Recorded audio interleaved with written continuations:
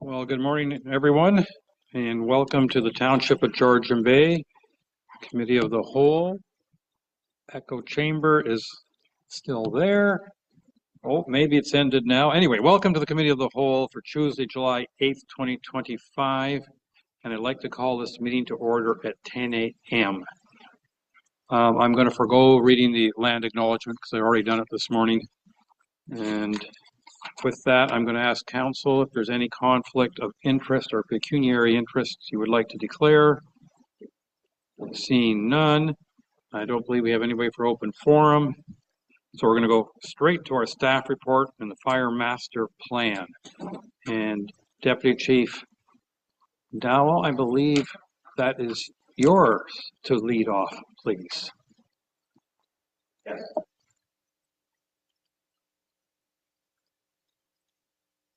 I apologize.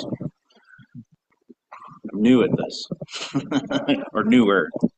Good morning, Chair and members of the committee. I'm here today to introduce you the updated fire master plan, which is being brought forward to the committee for review and recommendation to council. As part of the 24 budget process, council supported moving forward with an update to our 2018 master plan. The purpose of the update is to ensure the fire service continues to meet the needs of the community, reflect current best practices, and remain compliant with legislation requirements. To complete the work, the township retained the Lumex group through a competitive RFP process. Lumex brings significant experience in the fire service planning and has supported many municipalities with similar reviews. This morning, Lumex will provide a presentation summarizing the highlights and key findings of the updated plan. The updated plan contains 33 recommendations organized into phase timelines. These address critical areas including public and fire safety, staffing, infrastructure, modernization, fire prevention programs tailored to unique needs such as our water access only properties. Recommendations with financial impacts will be brought forward during the 26 and future budget cycles and will be aligned with the Township Asset Management Plan. Staff recommend that the committee receive and recommend the Fire Master Plan for adoption by Council, allowing implementation to begin in a structured, fiscal, responsible manner. With that said, I turn it over to Terry from the Lumex group to go through the presentation. So I will share my screen. One second. Oh.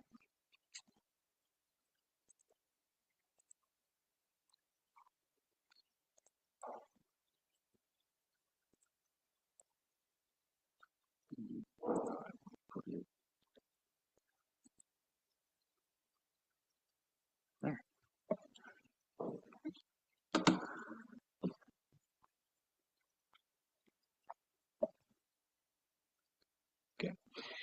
Thank you, Chair and Council, for allowing us some time this morning out of your busy schedules to do a review of the highlights of your Fire Master Plan, the updated.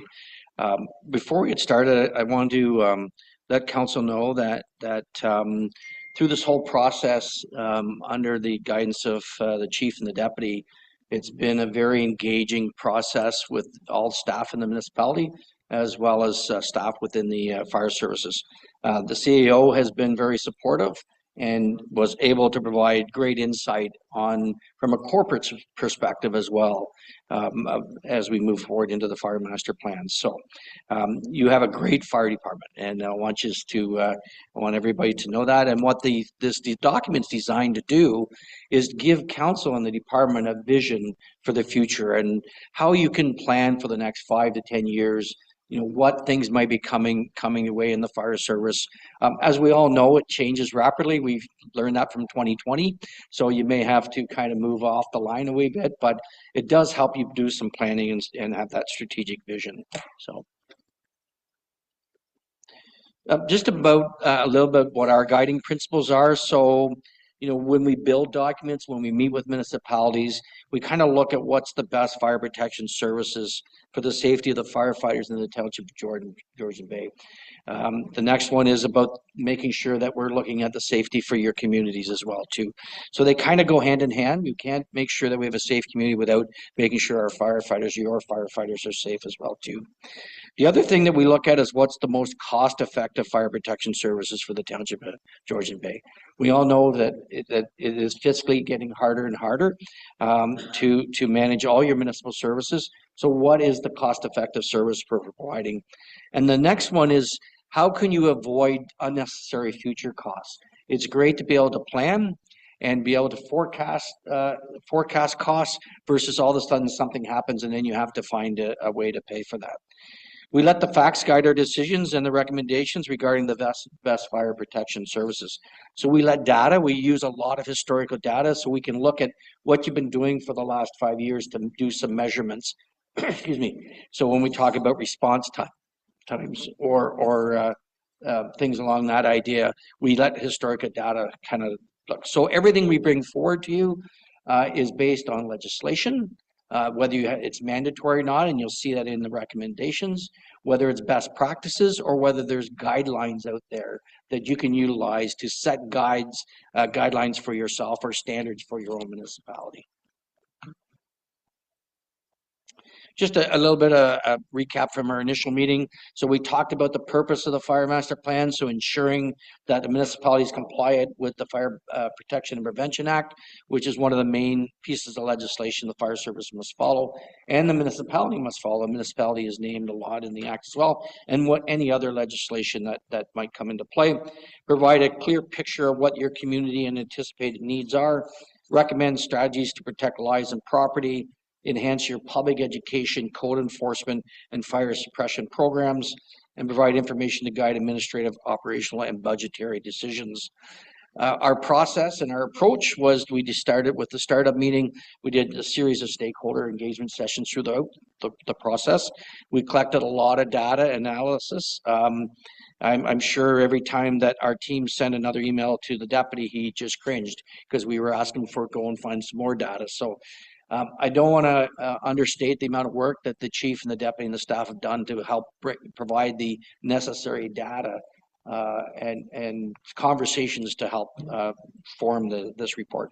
We provided a draft report to the chief and his team and the CAO for comments. We reviewed the comments with them and then produced the final report, which council has.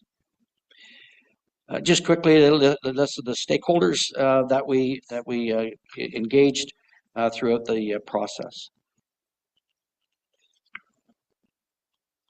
So I'm not going to go into all of the recommendations, but I do want to hit on some of the key ones that I'd like to just talk a little bit about with council. So when we reviewed, we pretty well reviewed pretty well the whole gamut with your service. So everything from your looking what your community makeup is, their demographics, which is really important. It's unique to a lot of other municipalities with your water access only properties. The structure you currently have in your department. We looked at legislation and standards. Are they meeting the legislation and standards? We looked at bylaws. We did the stakeholder engagement. We talked about emergency management as well. We looked at health and safety for the firefighters. We looked at prevention and training, what levels of service you're currently providing, what you might have to provide in the future, or other levels of services you shouldn't be doing. Training and certification, we know it's been a hot topic in the province for the last several years with both councils and fire services. The legislation is coming fast for the first part, which is 2026, which your department is in good shape for. Performance standards and responses, we did an assessment on your 3 fire stations. We looked at water supplies, asset management, and your marine services, which is a large part of your services. One of the guiding principles for fire and life safety is those 3 lines of defense. So public education, code enforcement, and fire suppression, they are all integrated. No one is less or more than important. You still got to have fire suppression. You still have to have the fire trucks.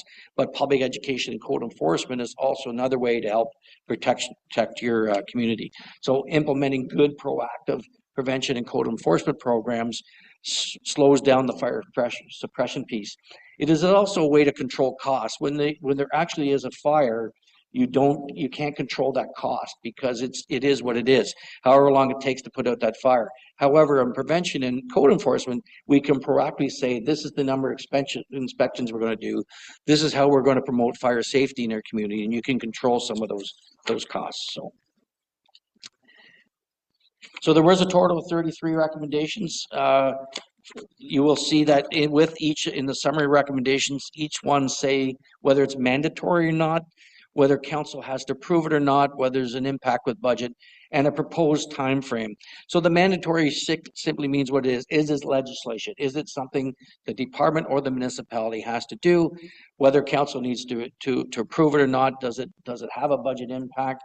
Is it within the operating budget already, or is it another something that they have to bring to council? The time frame is a dynamic time frame. So we've made suggestions on the time frames, but it really truly it will change as the municipality changes or the requirements change. So we might suggest something should be done in the long term or a short term, but an opportunity comes up and you can move it up into a different term. So although we put terms in there for a guide, they will change as you move forward. So some of the key themes, one of them, of course, is the establishing and regulating bylaw. It was updated back after we completed the last fire master plan in 2018. So as we reviewed the bylaw, there are a number of things that should be updated and brought forward to council for approval. So it truly is a really important document. It is the guide of what council says the fire service can do. So council sets what the level of service is, and the department then goes forward and kind of follows councils. So we are recommending it should be reviewed on an annual basis. And it typically happens, and we were the same. And when I was a fire chief, I did the same. We did it, and then a few years later, we say, oh, gee, we should look at it again. So we're really recommending getting into a regular schedule. Look at a more detailed in your ENR bylaw on your specialized services. You know, the hazmats, the water rescues, any other services that you do, like tech rescue services, or if you're not doing them, and putting that in the bylaw. Make references to the standards. So you can now, because you now have a certified standard for in 2026 on your firefighter level 1 and 2, you now can put that in your bylaw and say, we will follow NFPA 1 and 2 because it is a regulation. The other regulation that's coming in 2028, you can deal with that at that time. So when that does come into play, and whatever specialized services you decide to do as a council, then that's the time you can update the bylaw. So the theme relates to three different recommendations in the bylaw sections. Automatic aid. So automatic aid, basically it's allowed, you are allowed to do automatic aid and fire protection agreements under the Fire Protection and Prevention Act. And it allows the department to, so it is different than mutual aid. It allows the department to cover areas or get different specialized services on either an automatic aid agreement or a fire protection agreement. So when we reviewed the automatic aid agreements that you had in place and we started looking at your specialized services, there are a number of services, and they're listed on the screen, that you not necessarily have to do, don't do, or maybe shouldn't do because of call volume, the cost for it. So what we're recommending is that in order to cover off some of those specialized services, is that the department looks at doing automatic or fire protection agreements with neighboring municipalities or the province to get these services. So they could either be, depending on the type of call, it could be an automatic aid where if you had that type of call, automatically they call this other department to come in and help. Or it could be if the department gets there and says, we need additional support in hazardous materials, for example. So we call the province and they send out one of their teams. So this theme relates to 12.2 in the recommendations. So the next theme that we're recommending is about public acknowledgement. As we all know that it's getting tougher and tougher to get volunteers across our country. It's not unique to your municipality. So there's, it's one of the ways that we think that can help is to kind of come up with programs that where you recognize, and we did this years ago in the volunteer service, but maybe we need to get back to it, is getting programs to publicly acknowledge local employers that allow their staff to leave if there is an emergency during the day or during the night. So the recommendation basically is that the fire chief work with council to look at different ways that you can develop a policy to publicly acknowledge local employees. It is an important piece for the volunteer system, and those employers that are doing it, it's important to recognize that they're allowing that to happen. So health and safety, we spend a lot of time on health and safety with the chief and his team. We looked at everything from the committee to the health and safety boards. What's the culture in the department? So I'm happy to tell you that the culture in your department under the chief's guidance is one of safety. So they are very aware of the Health and Safety Act and very conscious of the Health and Safety Act and take it very seriously, which is great because we don't always see that when we go into some municipalities. So what the recommendations are talking about is just kind of working and enhancing the working with the Health and Safety Committee to better the complaint process. So make it more structured. Right now it's working, but it's kind of on a verbal or an ad hoc basis. So just develop that health and safety. Use the Section 21's guidance notes. So there's a set of guidance notes that are designed specifically for the fire service. So they're a guidance note that they can utilize to help when they're building policies or building SOPs or setting standards for around the fire station, reviewing the Health and Safety Act on a regular basis. And the last one is talking about a cancer prevention checklist. The Section 21 guidance notes has a cancer prevention checklist that was been developed by representatives of the Section 21 committee, and it's a great committee that does everything from how you manage your gear right through to how your stations are for cancer prevention. So through this whole process, one of the things that's great about doing this process, as we do these discussions, sometimes, and we find, and this is the case in this one, the chief and the deputy have went ahead and start implementing some of the recommendations that we've talked about. So in handling how they're going to be handling their bunker gear, they've already started talking about how they're going to implement Section 21 guidance notes. So like a lot of the other recommendations, they've already started working towards this, which is kudos to them for sure. I'd like to add too that council's already put forward some budget stuff that we've already purchased. So some laundry facilities in Port Severn here, plus a decon washer and a few other things that we've already started working towards that cancer prevention checklist. So fire prevention and public education, code enforcement is as we talked about, are two of the key three lines of defense. So one of the things that when we looked at is they're meeting their legislative requirements. They're trying to be proactive and enhancing their public education programs for the entire community. So one of the recommendations that we talked to them and we've made in the document is take the fire prevention piece or your public education piece in your code enforcement and do a separate policy for council to review and adopt. So you can stay within the confines or in the context of the emergency or establishing and regulating bylaw, but you add that to as an appendix, or you can do a completely separate bylaw.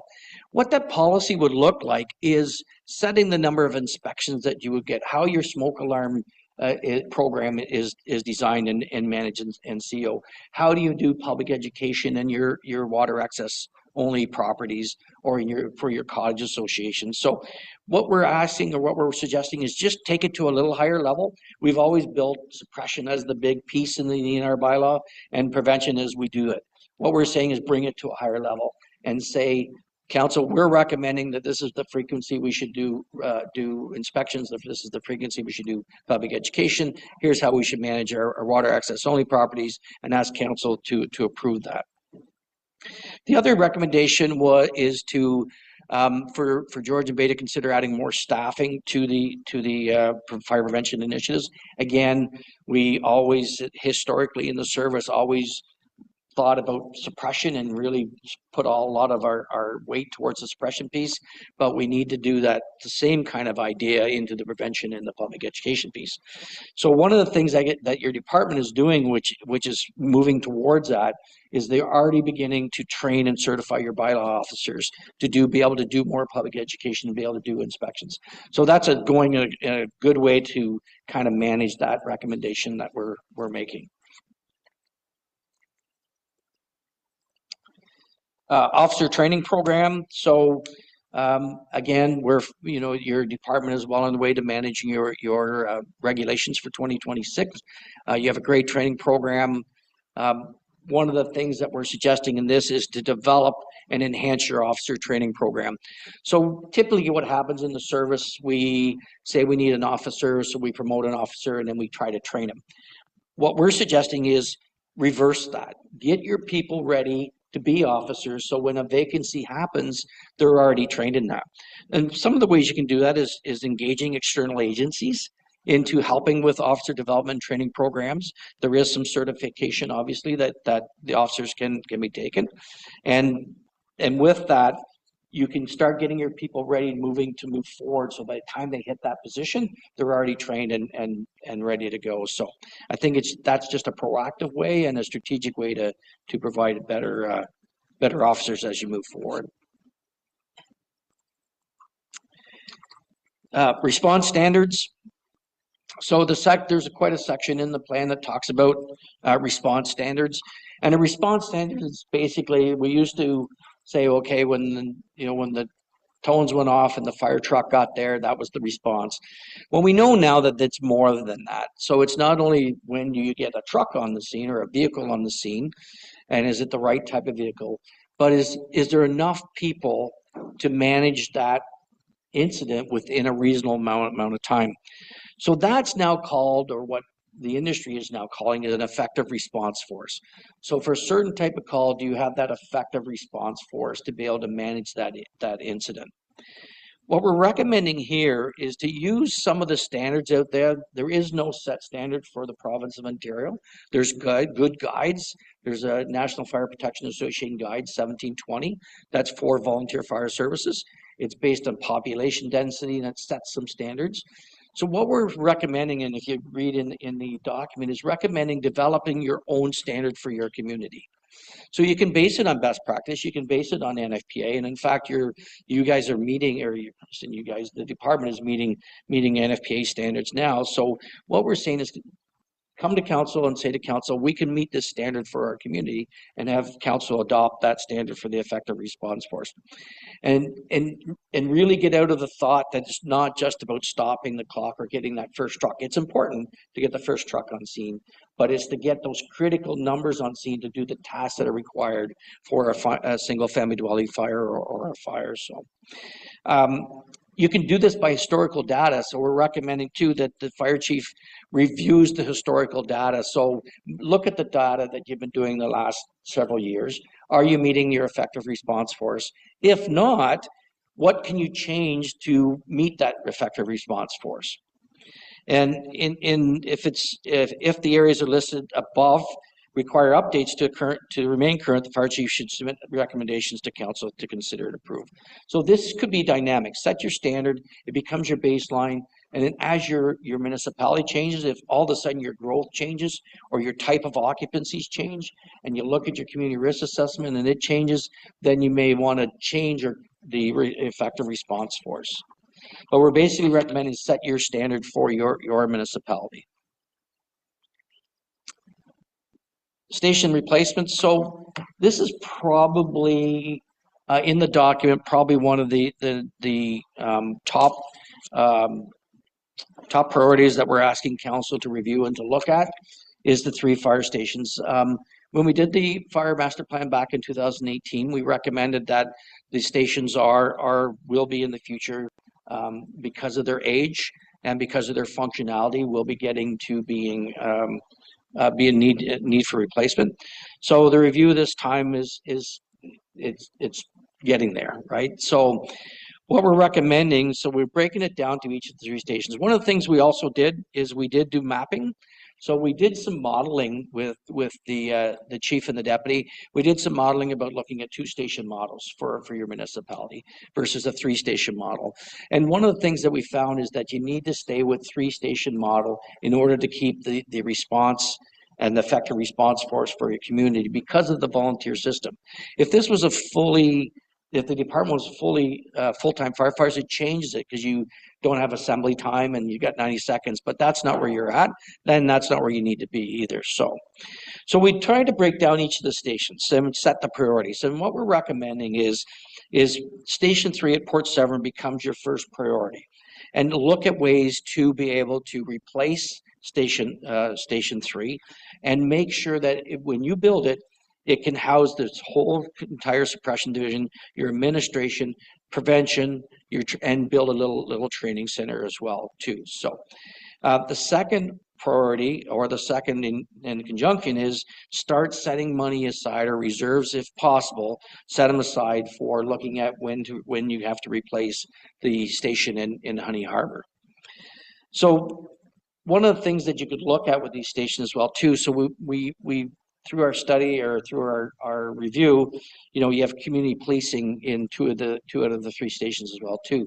So is there ways as a council, or is there ways as a department, is there other shared services that can go into a facility like here in Port Severn? So can you bring in another emergency services partner that can go in there with? Is there another municipal service can go in there? But is there ways down in the future that you can do that? But we think council's got to start kind of planning if they can for the future. We know that this is a large cost. So what are ways to help mitigate those costs as you kind of go forward? So start looking at. We're recommending looking at reserves for Honey Harbor, but start concentrating on replacing this fire station here. So for the MacTier station, what we're recommending up there is to possibly look at building a shared services station with Muskoka Lakes. As everybody knows at council, you can stand in MacTier's fire station, you got on the roof, you can see the Muskoka Lakes fire station. So is there a way the 2 municipalities can share a facility to offset some cost and then respond, which they're responding together under automatic aid for structure fires now? Can that become one service? In discussion with the chief and the CAO, there is minor discussion starting, and there's more dialogue that's going to happen into the future with this. So we think that's a way that you can solve kind of your MacTier station, is possibly a shared services station that in MacTier with Muskoka Lakes. So did you have something, Jen? No. Okay. Dry hydrants, of course, being a mainly rural municipality, dry hydrants are very important. You still need water for the fire. So, and it's great to say, and even the municipality, my last municipality, they used to say to me, "You got water all around you," but we couldn't get it. We couldn't get to it, right? So the dry hydrant program is what we're suggesting is the chief to do a study, identify areas that they can present to council through the budget process and say, these are areas that we'd like to put in dry hydrants, and start an installation program of so many or whatever the funds are available to be able to start installing these dry hydrants. The report that we're suggesting the chief should write is to explain to council the benefits of having dry hydrants, where they were going to go, and what kind of money would be required. In a lot of municipalities, some of their best practices, council allows them so much money each year in a dry hydrant program, and whatever money or funding is available, that's how many dry hydrants they put in. There's lots of creative ways putting in dry hydrants. There's many different areas. It doesn't just have to be cisterns. Many municipalities work with their public works because they have heavy equipment to be able to do a lot of the digging to get installed the dry hydrants. But it's something that, if you can increase the number of dry hydrants or the access to water all year round in your municipality, that's going to make firefighting, provide a better level of service for the firefighting.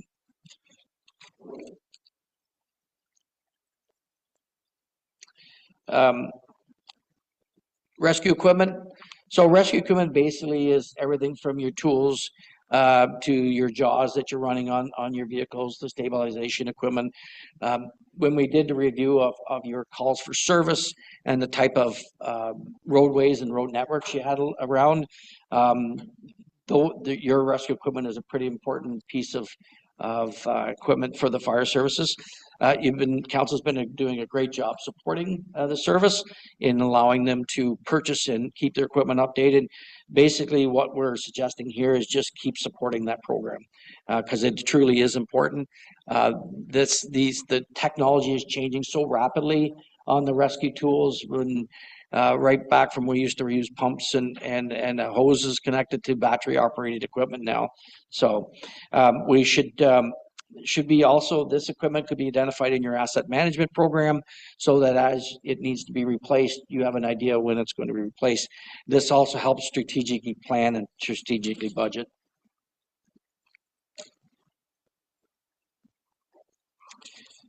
Your water access only properties, which is unique to your community versus a lot of other communities. When I was here and did the last fire master plan, I had the opportunity to go out on your fireboat with the chief and one of the firefighters, and was truly amazed about how much property and building stock you have out in the water access only. So one of the things that, and you're doing a lot of this, and we're suggesting you just need to, the fire chief and with council support needs to keep building is this long-term strategies to reduce the frequency and the severity of fires on the water access only property. So there's many ways to do that. Of course, the public education program that you're doing more inspections on water access opening properties. What fire suppression services can be provided for them, if any, the messaging that you can get out there.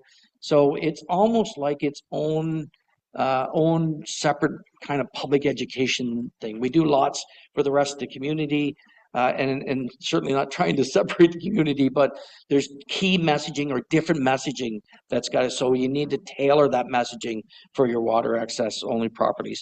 And that theme relates to the recommendation 18.1. The last time I was in front of council in 2018 about with the fire master plan, we talked about sprinklers back then, and we've included again in this fire master plan because of the type of building stock you have and the type of uniqueness you have with the water access only properties, that sprinklers, and some of your development sprinklers may be something that council wants to look at is mandating under their site plan process. So what we've recommended is that the fire chief does a comprehensive cost analysis regarding mandating installation of residential sprinklers in new buildings constructed on water access only properties.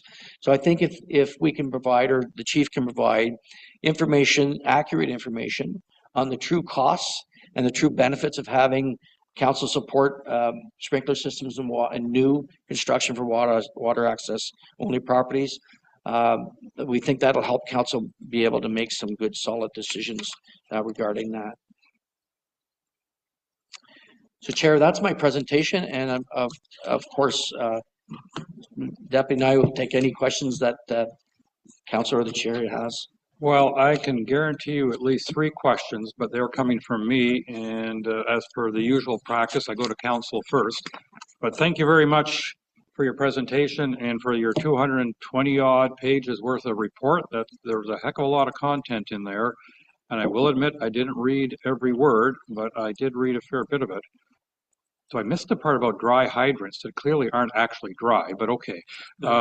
We will get to that as we go along, but I'm going to start with Councillor Bochek and go down the list as I see them in front of me. And if we could stop screen sharing, that'd probably be more friendly. Do that now. Oh, that's to our Deputy Fire Chief. Right there. Was that one of the recommendations in the report? Limited screen sharing? Yeah. Councillor Bochek, you were first before, but now you're second. I don't know what's going on with this system, but I already called your name, so I'm going to let you go ahead, please. Thank you. And through the mayor, I do have a number of different questions, and I'm wondering if you wanted to hear them all and answer them at the end, or did you want to answer them one at a time? Through the chair, Yeah. Councillor, I'm Let's good with whatever. more or less go one at a time. Otherwise, our memory is going to be tested. Okay. Right. My first one is, I didn't see in the report anything about retention of fully trained firefighters. And in the past, we've spent a lot of money on training our firefighters. I did see something about bringing their ranking up, but it seems like every time, the more we train our firefighters, the more they're available for full-time departments to reach in and grab them. And we lose all the time and effort we've put into the training. I don't know if there's anything that can be done about this, but I'm certainly interested to see what you have to say about that. Through the chair, that's a great question and a great observation. And again, not unique. The volunteer system has been getting more and more challenging for a lot of the reasons. You're absolutely right. A lot of our departments are bringing in people that are wanting to get into the full-time service. They are trained by us. They get equipment and then they move on. Your hope is that some of them will stay, and some do. But I don't know how you solve that problem, because you need those type of people to come on board.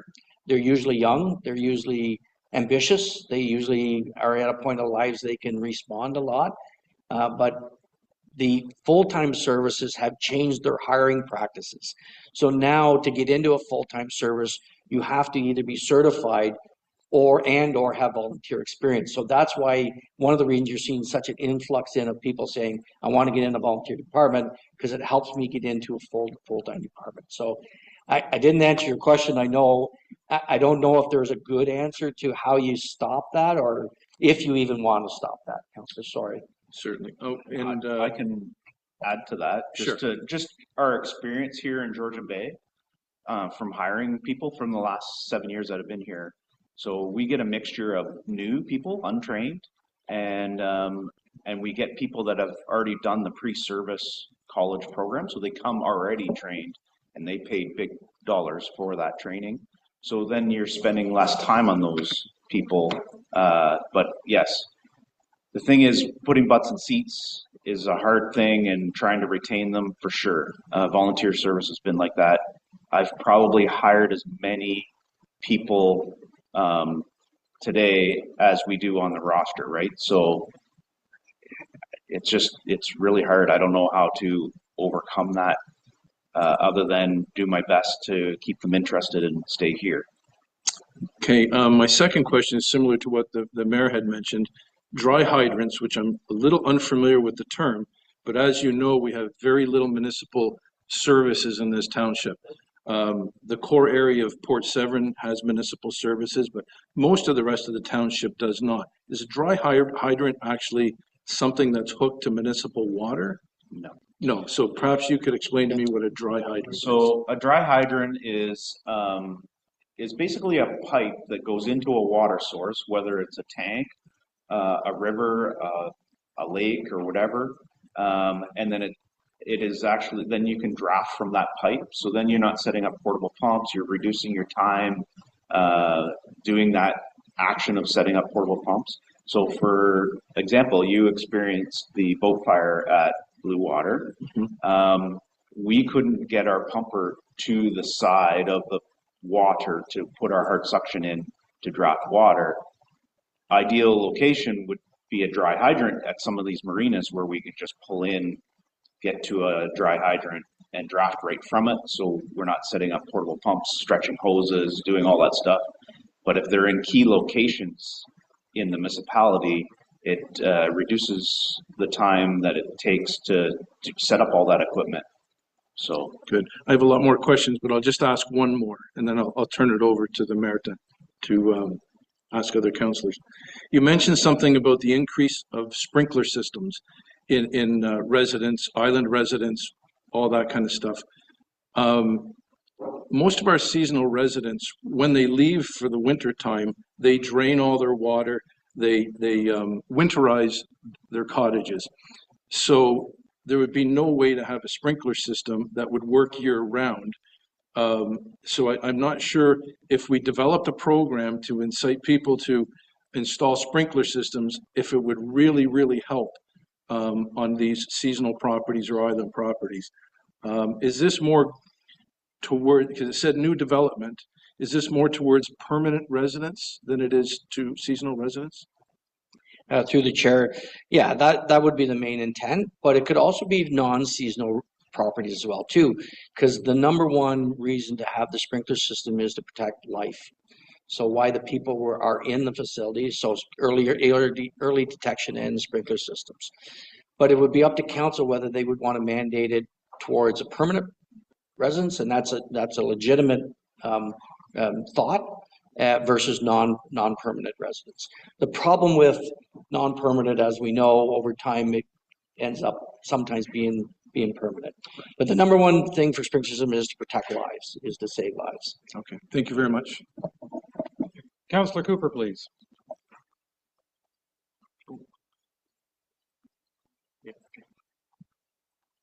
Thank you, Mayor, and thank you for the report.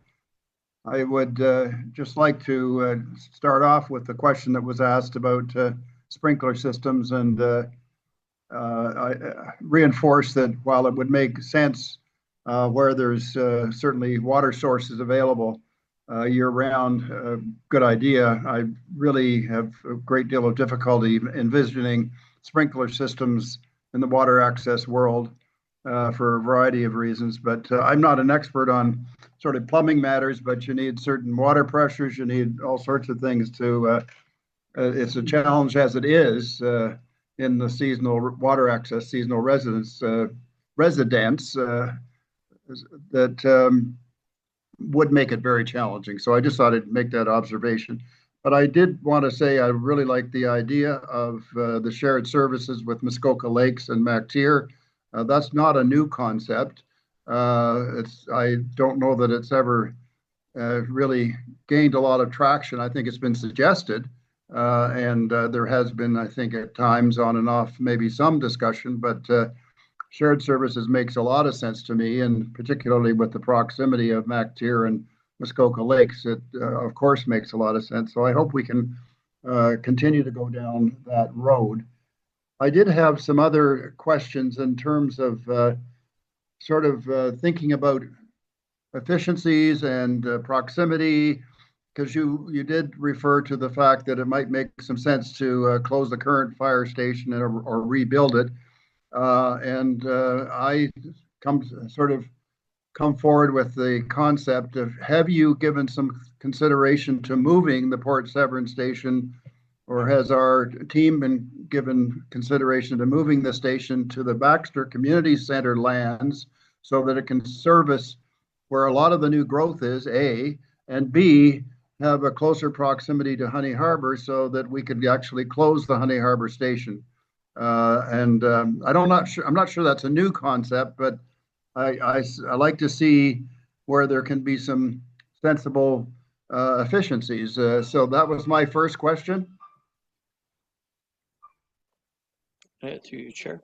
The question about going to a two-station model, we did analyze that, and it was done with using GIS mapping, and based on the amount of assembly time it takes for the firefighters to get to the station, and in the travel time it takes. And we found by going to a two-station model, it left gaps within your community than a three-station model.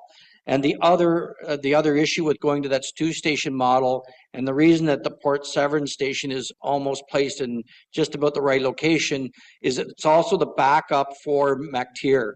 So when you start sliding the station closer to the Honey Harbor area, yes, it services your these two communities, Honey Harbor and Port Severn, but it leaves a big gap in between Port Severn and backing up the MacTier. So we did look at that, Councillor. And our recommendation was to stay with the three-station model. We do have the mapping and the chief can certainly, if other locations come up, we can easily put a pin in that location and do more modeling if that's what is required. No, just to follow up on that briefly, I might suggest that there actually be a timer set for getting the vehicles out of Port Severn onto the 400 and up to MacTier versus the amount of time it would take from the Baxter Community Center, which is really not all that much further away. So did you actually time that? Through the chair. So we actually use GIS mapping, and we do road speed and road network. So the mapping is very accurate versus the old day where we used to do strings on a map or we kind of guess. So this mapping is very accurate. It takes we use the mapping that we retain from your GIS, and we actually measure it by road speed. So we give an assembly time. So how long does it take? And we use that on historical data. So we know in the last 5 years, each of your stations can get out the first truck out the door at this time. We add that in there, and then we added travel time. So yes, we did measure it. We did it by technology versus actually kind of driving that, Councillor, if that makes sense. Thank you, and I'd be interested to see the differences in time. It really, to me, would be significantly small. But anyway, moving on. I do like the idea of 2 stations versus 3. I think it would make sense, provided that there were some additions perhaps made to the water access world, and I have some thoughts about that in terms of availability of equipment for, 50% of our residences are water access. Now they only require services a maximum of 6 months of the year. Probably most of the service would be 3 or 4 months of the year, but I think availability of equipment where the water access world would be attractive. And we do have a vessel at a marina in Honey Harbor, but the marina is so far away from a lot of our water access communities that the fires the buildings burn to the ground. The only reason that we've been able to successfully avoid quite a few fires is to have the community have access to remote pumps and so forth, and the community gets out there. So one thing that I didn't hear about that could be considered is having a vessel out in the water access world as opposed to in a marina in Honey Harbor, another vessel out in the water access world, so that the vessel would be 5, 10, 15 minutes away, not a half an hour or more. So was there any thought ever given to that in your assessment? Chief Undum. Through you, Chair, yes, we do it. One of the biggest pieces that we are looking at here, it's our most important asset, is our people and the training that we have to do to proceed that. And so you talk about the cottage pumps. The cottage pumps are not for the residents of the township to fight their own fire inside a structure, because then the municipality is going to be in a lot of trouble. Those pumps are there is to protect the fire from spreading, and it keeps them away from the fire, keeps them at a safe distance. And as our legal team has told us in the past, is that we need to provide training, written instructions, and as the fire service, we've been doing that, going to cottage associations, doing pump demonstrations, maintaining those pumps, and that cottage pump program is fairly expensive. The piece of the 2-station response, is that off the table? Absolutely not at this time, because we do not have the most important resource available to us right now in the Honey Harbor area. Currently, that station only has, I believe, Chad, we're at 8 people. 8 people running out of that station. To meet the fire underwriters' requirements, we're supposed to have a minimum of 20 people. So those are the things that we have to look at while we're doing this. So that was all part of this review that we looked at. I will tell you that for response times, and so the Honey Harbor Fire Station fills a truck with 4 people, so creating that effective crew faster than the other 2 stations. So we don't want to just close that station right now because it's getting out there relatively quickly for it. So all of those things are all taken into account as part of the data that we've collected with it. And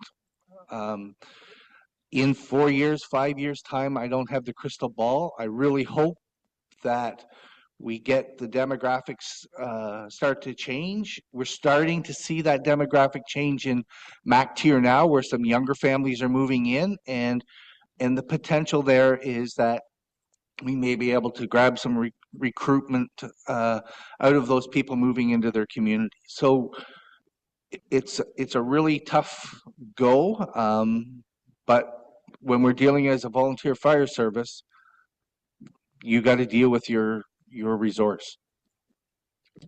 Mayor, just one other quick point, please. Thank you for that, Fire Chief. And back to the issue of the water access world. I think it might be helpful for you and your consultants to have a conversation with some of the water access counselors who could relate to you what has happened with some of the fires out on Georgian Bay, for example, including a fire that almost set off Bosley Island, and who protected it. It was the local community. So I think there's maybe some missing information that might be helpful to you to understand what needs to happen out there. Thank you. Thank you. Councillor Hazelton. Thank you. I have a few questions, if I may. So let's start off with, do you have a breakdown of the costs of your fire services for water access only properties separated from non-water access only properties? Sorry, through you, Chair. Sorry, Councillor, So can I ask for a clarification then? So of the total fire budget, Right. Oh, okay. how much is spent on dealing with water access only properties versus, which you heard earlier was about 50%, versus non-water access only properties?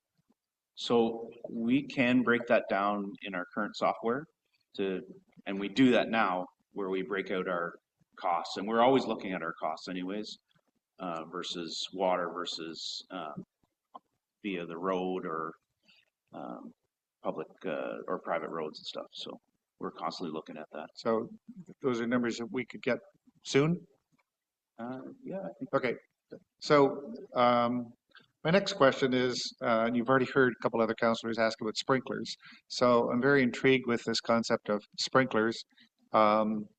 And you indicated it's new build sprinklers, but I wanted to reference a presentation we had from MNRF where they were talking about fire safe properties, and they were talking about building sprinklers, whereby the objective of that was somewhat to the fire chief's comment about you want to save the lands around the building, you don't care about the building, you want to save the lands around the building. And that has, interesting implications. So can you give us an understanding of, if you had indoor sprinklers, what would the savings be per property at a fire? And if you complemented indoor sprinklers, or forget about, if you had external sprinklers, what would the savings be in the instance of a fire? And then if you had both, what would the savings be relative to no sprinklers? Through your chair. So quantifying it in dollars, I couldn't do right now off the top of my head. But so I'll do the exterior and the interior, and then I'll do the combined. So you make a great point about the exterior, that what the MNR when they did their. So one of the things MNR does, and not only in this province but across our country or in the States as well, when they want to save property, that's what they deploy is external sprinkler systems. Put them on buildings, put them on the grounds, get water, soak the areas down. In Alberta, for example, they have whole teams. There's a department. They have team departments for brush fires, and one team just does, and they do everything but they go and do external sprinkler systems. So for sure, in water access only where you have brush, if you can have external sprinkler systems, that's going to be that's going to protect your property and the neighboring property around, and that's been a proven fact. And there's good data that places have been saved because of the external, or communities have been saved because of the external. The internal, again, when you can see when the province passed the legislation for the vulnerable communities to have residential sprinklers, it was as a result of a series of deaths. Some of them happened not far from this community, that of residential places that didn't, or vulnerable occupant places that didn't have sprinkler systems. You can go to other provinces. The Vancouver, for example, has a residential sprinkler mandated bylaw for residential properties. So not only does it reduce the risk of expanding outside the property, but like I said to Councillor Bocek, the biggest thing is it also protects lives. So it gets people out of the building and then protects the property as well. I can't quantify it in dollars. In cents, it's a hard figure to do. Why do we have a smoke alarm? Why do we, like, how do you quantify that in dollars and cents? But if the research, and if the chief brings the report to council, there's good research been done on the cost of residential sprinkler systems. And I think what happens with what a lot of people is they see a sprinkler system in a commercial occupancy, for example, and they see these great big pipes and they need a whole bunch of water, and you have all these kind of ugly heads showing everywhere.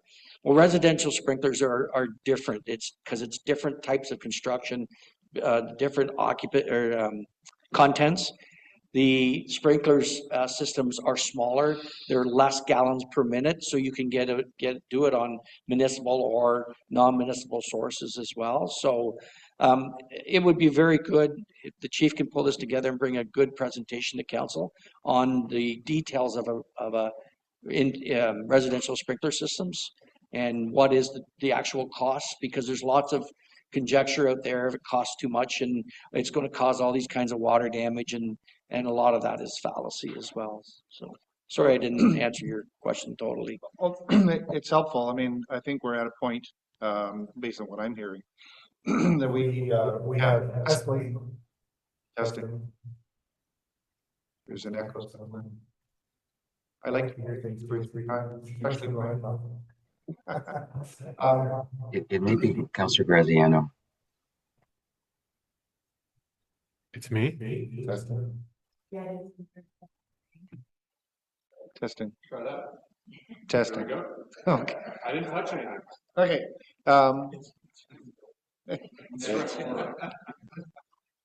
a virus, yes. Anyways, so we have my observation, highly escalating fire service costs. We have challenges in getting people to do the job. You talk about maybe sprinkler systems should be mandated for water access only properties for a reason. I would suggest that if you think for 1 second that the sprinkler systems are useful for water access only, I would say they should be also useful and mandatory for road access properties, because that solves a lot of hopefully solves a lot of the cost implications.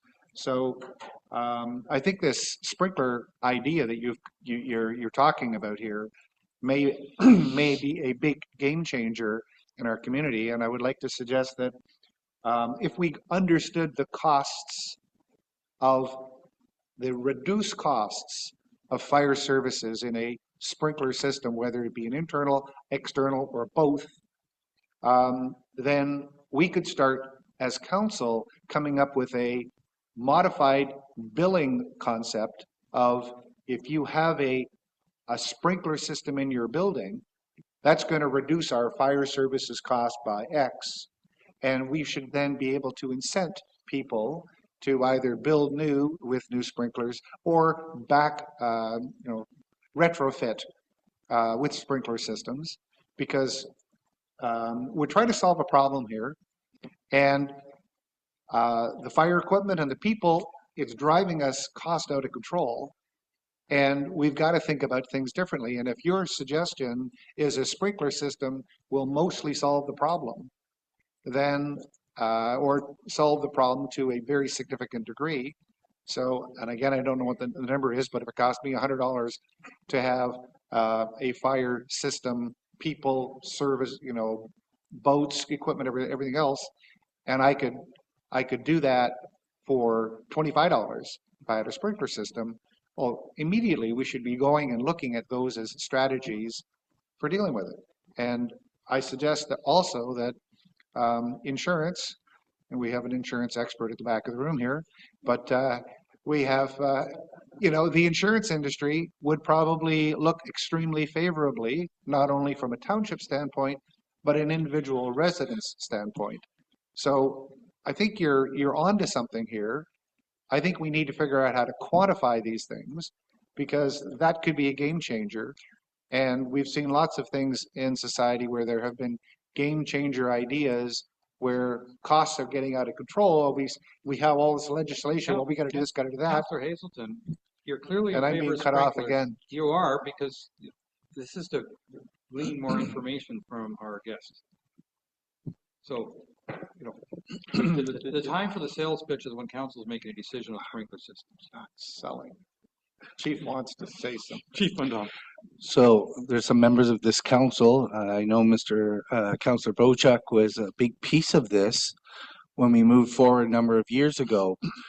Some people sitting at the council table at the time, if you remember, when Oak Bay and the Marina Townhomes was part of this discussion, we had this exact discussion, and council decided to push this issue, and Oak Bay originally decided they weren't going to put sprinklers in, and with the education piece and going through their process, they found that it was more cost effective for them to put the sprinklers in than putting in some additional things for the fire service. So we've done it. We've had success there. The Macy Bay proposal that was coming through with the cottage pumps, when we talk about seasonal residents, we had brought this forward, and sprinklers were part of their mandate, that they were going to put all those sprinklers in all of those units that they were putting in. So we've had some success with it. We just need to now, as we go forward, is to pull the current data that's available for us and be able to council to make a decision and possibly create that bylaw that says you shall put sprinklers in, or you're going to pay this. Those are the things that we can create some things going forward, but we have to go through that process of gathering the current data for it. Hollywood did not help the sprinkler system world. It destroyed it. But when this first came out, I was part of the coalition that started this conversation, and the myths have been gone. The insurance companies now, you have insurance companies that are giving rebates for having sprinkler systems in your house, where before, when it first come out, they were charging you premiums for having the sprinkler system because of the Hollywood phenomena that when one went off, they all went off, and that created, which as the educational piece comes for it, that's the piece that we need to work on. So the previous councils have already started this role, and it does make a difference. So when we bring that report forward, as the recommendation says, you're going to get to be able to make that decision and use the logic that you're looking for. Thank you. Thank you. Councillor Predko.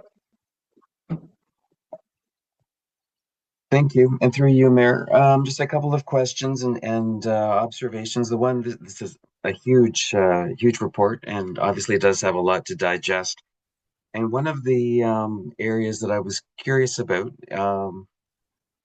and I don't know that it's in our current bylaws, so I'm hoping that either the chief or the deputy chief can just clarify about emergency response plans that we have per community, and whether or not we have somebody who's acting as a coordinator for emergency response management other than the chief and the deputy.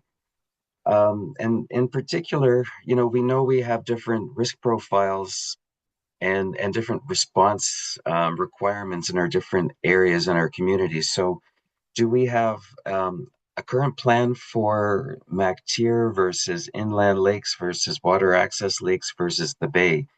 And I'm not sure if Mr. Dowell or is just able to confirm where we are with that compared to the recommendations that are in this report today.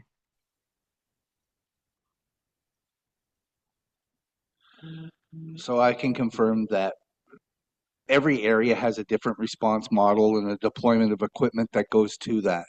The biggest thing is our staffing levels. We need all the staffing that we have currently to fight a structure fire in MacTier, on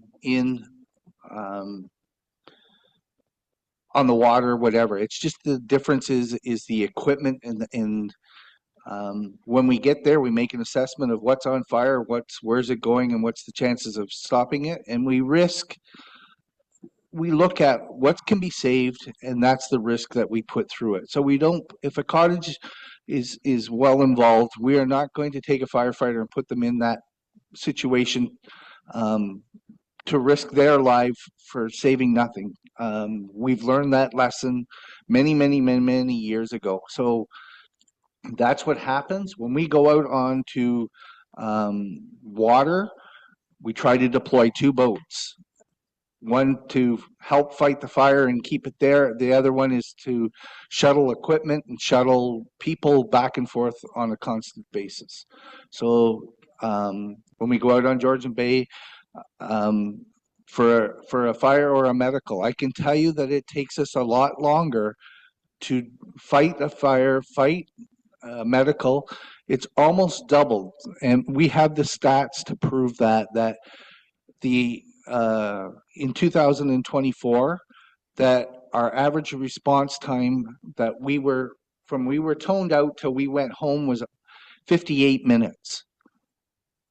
When we go out on the water, we're at 1 hour and 59 minutes. So it pretty much doubles every time you go out on that water, and that's the same thing. Travel times are a lot longer. Assembly times is because we can't afford the $1 million to put a vessel out on that water, that all the equipment's sitting out there ready to go. We've got to judge what we're going to and take the appropriate equipment with us. So those are some of the challenges that are there, but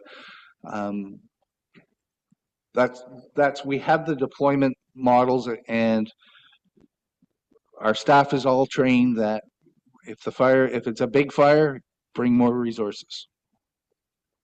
Okay. And then, so I guess that my other question is like 150, 200-page report. I can't remember the exact number, with an awful lot of recommendations for changes to our emergency response bylaw. What are the next steps for our department to cull through them and make recommendations back to council? Will we have multiple, or at least one more session at Cal? Will there be any public input on this? Anyway, I'm just curious where we go from here, because it is quite a comprehensive report. Chair, our recommendation, Councillor, is this is your base. This report, as it goes forward, should be a receive document, and nothing in this report supersedes any bylaw, procurement bylaw, budgeting process, or any of your normal processes. What this document is designed to do is to give you that vision. So as the chief starts working away and his team starts working away at one of the recommendations, then he would bring that forward to council, maybe in next year's budget, maybe in 2 years' budget. Excuse me. It might be 5 years from now that he could bring the sprinkler system comprehensive report back.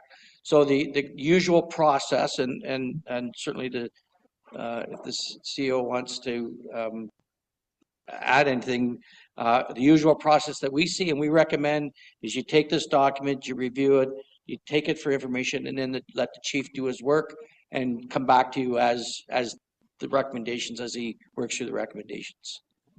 There's a lot, you're right, there's a lot here, there's a lot of recommendations here, and it would not be reasonable for any council to be able to deal with all 33 recommendations at any one time, and it wouldn't be reasonable for the staff to be able to do that as well either. Okay. Thank you. Okay. I have a couple of questions before we'll give Councilor Wojcik a second round. The recommendation is to receive the report, and basically, and I want to ask the two gentlemen with the white shirts, do you have any concerns with this report is one of my questions. I know the author's sitting between you, but Yes. but what I mean by that, I mean, No, I have no problems with the report and council receiving it. It gives us something to work towards, especially with anything that's legislative. And it's no surprise because you guys have the report. You know that these things will eventually come forward and recommendation. Are we going to get some of them done right away? Absolutely. Is it going to take some time to get through the 33 recommendations? Absolutely. And yes, there is going to be some costs, and that we have to figure it out as a group. I mean, I certainly respect that. I think there were only 3 mandatory, and they were all about health and safety. And I don't think anyone wants you to shirk your duties on health and safety. Chief Van Dam. So with that, Your Worship, do I have any problem with the recommendations? I can tell you that these recommendations have been vetted. Me and Terry have, through the years of back even on the last one, we don't always agree, but it's their report, and for the most part, it's the right thing to do. I can tell you that some of these recommendations might change next year because it's just a stroke of a pen with the provincial government.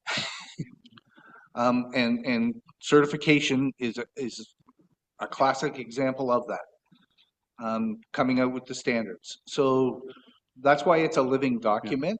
Yeah. I will say that some of those recommendations in there, because you're so close into what's happening here, I didn't think of those. So when that external piece has that review, and one of the things was the health and safety, we didn't have a complaint process for the firefighters to follow if they had a health and safety complaint, because we've taught them, if you have a concern with your health and safety, speak to us on a one-on-one. And one of the things that this review did was you need to have a formal complaint, because if that one individual doesn't feel that they can talk to me, they still need to have that mechanism. So that was something with our new software.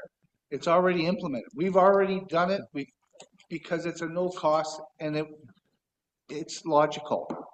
And I can tell you that from past experience of mine, that we had that piece where the firefighters could always be anonymous for that health and safety complaint. And that piece came back to save the municipality when one of the firefighters tried to use that against them for a firing thing, that the municipality had that. So when they brought it to my attention, it was, wow, how did I miss that again? Right? So there's some very good things that come out of this. And a lot of it is the strategic and the planning for it. Your fire stations, we can't put the shovel in the ground tomorrow. It's a long process, and that's the tool now we can use to do it if council chooses to adopt it. A couple other comments I want. One is I'll be curious to hear whatever reports come forward on the sprinklers idea. I mean, one of the things that I'm very conscious of is many a seasonal resident, their water pumps would just be overwhelmed if all of a sudden a bunch of sprinkler heads went off, that they would soon be a trickle because it could only keep up so much. But having said that, you have to put in bigger pumps if you're going to have a sprinkler system. So it would be a very fair investment, but I'll be curious to see those reports. The other comment I wanted to make is your are fire and emergency. And to me, I don't know what, at least half your time has nothing to do with the fire. It's a road accident, or snowmobile's gone through the ice, or there's like other matters. And so I think we also have to recognize that this addresses, I'll call it half your time, but that doesn't take away from what you're doing the other half of the time, because in this community where we are, if there's an emergency, our volunteers are there before the people, the police or the ambulance, and they're faced with many situations that have, like somebody jumping off a bridge just recently. It has nothing to do with a fire. And so I think that we also have to respect and understand that the volunteers that we have working for us are doing much more than just fight. I mean, and I'll add that many of the fires we're fighting are not structure fires. And a lot of this addresses structure fires, but we have grass fires, we have bonfires to get out of control, things like that. So I think that's we have to recognize that our volunteer fire department and the people who are our staff, namely our chief and deputy chief and others here, they're very often being called out, and they don't need any water for what they have to do, if I can put it that way. I still got more hands coming up, so I'm afraid we're not done yet. Councillor Bocek. Thank you, and through you, Mayor. Just a point of notification that in 2018, we were challenged with this same thing, and I think it was myself and Councillor Douglas had the portfolios to address some issues. And one of the issues that we addressed at that time was the fire station in Honey Harbor, and we were given a tour of that station. At that time, we seen that the ceiling in the main building had broken apart, and there was a big crack in it. And there was some other issues with the building. And more recently, we found out that maybe the building isn't even on our own municipal land. So my question to you is, in the report, there wasn't much mention of this, and maybe for a good reason there was no mention of this, but we do have a piece of land in Honey Harbor where a new station could be built, municipally owned, we'll say that the old schoolhouse. And that was the thought back in 2018, that we did not repair the station in Honey Harbor, but we moved it closer to the water, and perhaps at that time that school was not planned to be closed, but a new location. And maybe in the future we could look at utilizing that property and not spending any money on the Honey Harbor station. So that's more of a comment than a question. And we didn't really continue on in 2018 and get any answers to that. And I don't think we find any answers to that in this report, at least not the pages I read, which is a big report. So perhaps we could give that some consideration in the future, and I would entertain any comments that we have. The good news is we do now own the land under the fire station. We do. Harbor, yes. Okay. Our clerk took care of that. And council just approved a couple councils ago for our operations director to do a facility audit. So that's on its way, I believe, in a tender process. So we're going to find out more information about our buildings and their lifespan and their structures and all the equipment in them. And if I may, Chair, we recognized and fiscally, your municipality, there's no way you could go out tomorrow and build 3 brand new fire stations. So we tried to, within our team and with discussions with your staff, what are the priorities? So we tried to give councils a guide to what we thought was the functional priorities for your department. And that's why we suggested deal with the main station and deal with your operations and your administration, start putting money away for Honey Harbor, and then deal with the shared services. But as you've pointed out, that doesn't have to be carved in stone, obviously. It was just functionally for the department, we thought that was the way to go, because we didn't want to bring a report to you and say in 2026 you need to build 3 fire stations, because you throw our report out with the bathwater because it's not feasible. It's not so that's the reason we kind of listed the order that we did, Councillor. and a follow-up if I may, Mark. And this is kind of on a little bit of a different tangent, but recently in the building we have in here in Port Severn, we've added some emergency services to that building in the way of ambulatory service. The problem I have is right now we have a fire department, we have a service bay where we do all the repairs to the equipment, and now we have an ambulance station, all in this one building. It seems to be very confusing with, say, the amount of fumes that come out of servicing vehicles and having an ambulatory system there and a fire system there. I think that probably we need to do something about that in the future and separate some of that so it's not all under one roof. Any comments on that from any? Chief Undum. So, through the CAO and myself, we've been working on, as one of our philosophies is to do what's right for the citizens of Georgian Bay. Ambulance was a topic that we needed to do it. So we've made that concession that we get the ambulance here. Right now, they're in the process of lining up a trailer so that their staff can be sitting in a trailer out of the weather and the paramedic unit will sit outside for a period of time. And then if it's, as the winter encroaches and we start to run into the issue with the drugs and that they've got to maintain at a certain temperature, we'll shuttle trucks and move things and try to accommodate to the best of our abilities. As we move forward, I've had the discussion with the commissioner at the district, and they're willing to look at a relocation of where they were planning to build their station. So there is a possibility now that we may be able to talk about of building a joint services where that door was closed. Let's say a year ago. That door has now opened up and they're willing to have the conversation. They're not telling us that they would do it, but they're willing to have that conversation and see if there are some energy that we can create some synergy and be able to do what's right for the citizens. Councillor Cooper. Well, thank you, Mayor. I'll be very brief.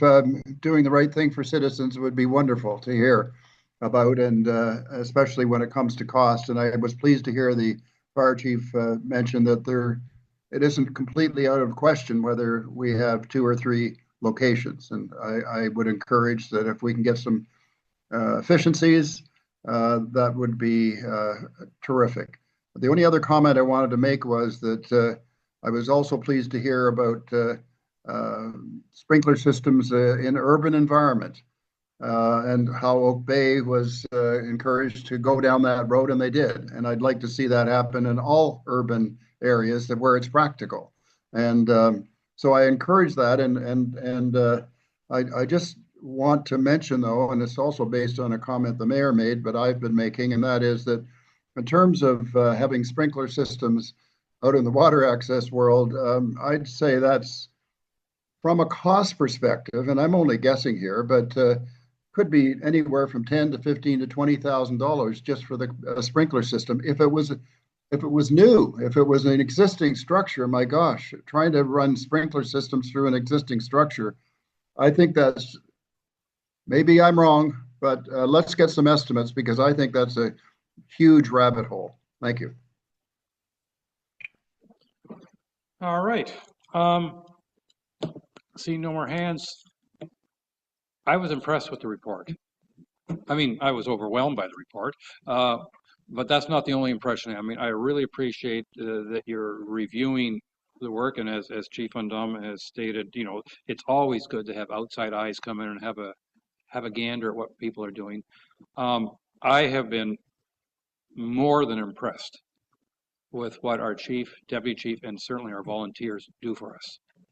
And you know, when you're out on an island and you see that boat coming around the corner because you've called, whew, you are relieved.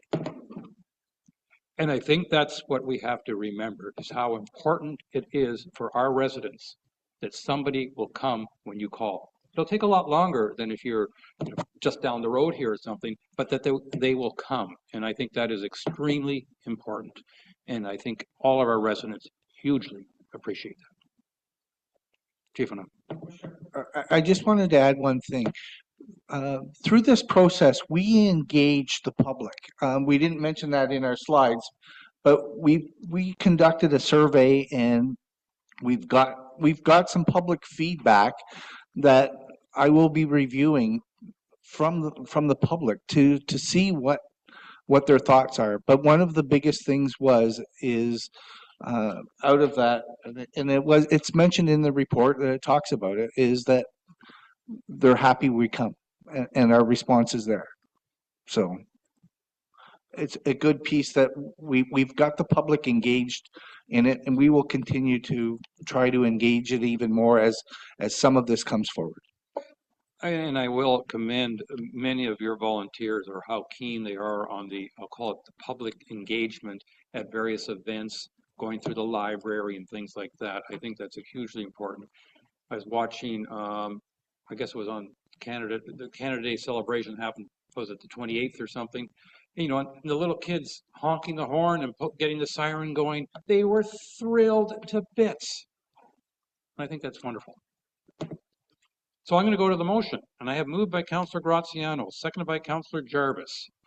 Be it resolved that the Committee of the Whole recommends to Council that Council receive and adopt the Fire Master Plan as presented, and that the Director of Fire and Emergency Services be directed to proceed with the implementation of the recommendations contained within the Fire Master Plan, and that any associated budgetary considerations within the Fire Master Plan be brought forward for consideration during the 2026 and future years budget process, as well as the asset management program. All those in favor? And I think I have everybody voting in favor, so that is carried. Thank you very much. And thank you again for all the work you've done, and Deputy Chief Dowell and Chief Undum, really appreciate this, and we look forward to subsequent reports on various elements on this master plan. Thank you. Thank you, Your Worship. All right, we have a couple new business items. Yeah, we've got a couple new business items to take, but I'm going to suggest we take a 10-minute break, and then we'll get to the new business items.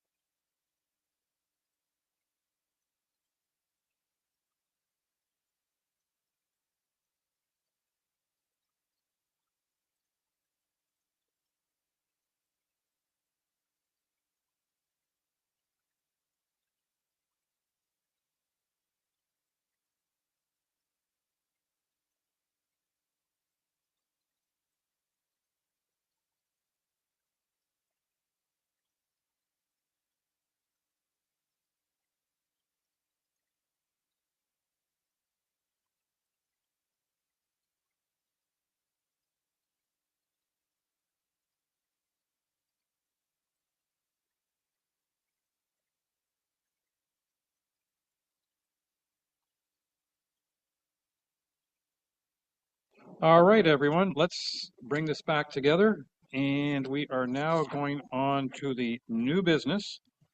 And our first item of new business is clarification of the role of counselors and staff interaction. Councillor Graziano, this is your item, so if you wouldn't mind introducing it to us, please. Yeah, thank you, Your Worship. And through you, prior to opening up with a brief summary and then, of course, some talking points, I wonder whether it'd be prudent to follow through on standard, what would normally be standard, which would be allowing staff to provide their comments, given that there's an abutting report on this in that pertains to this particular motion. So what I'd like to do with your consent, and of course, as you're the chair, perhaps you'll provide some guidance on this, is read my summary, give it to staff, and then start with my... It was my plan that My you points. introduce, then I was going to allow staff to respond, Okay. and then the council free-for-all would begin. And the reason why I ask, Your Worship, is because I did formulate part of my introduction as a response to the abutting or the adjacent report. So to summarize with regards to this particular motion, there's been recent discussions regarding how administrative practices, particularly around information technology and internal communications, intersect with councillors' ability to fulfill their roles.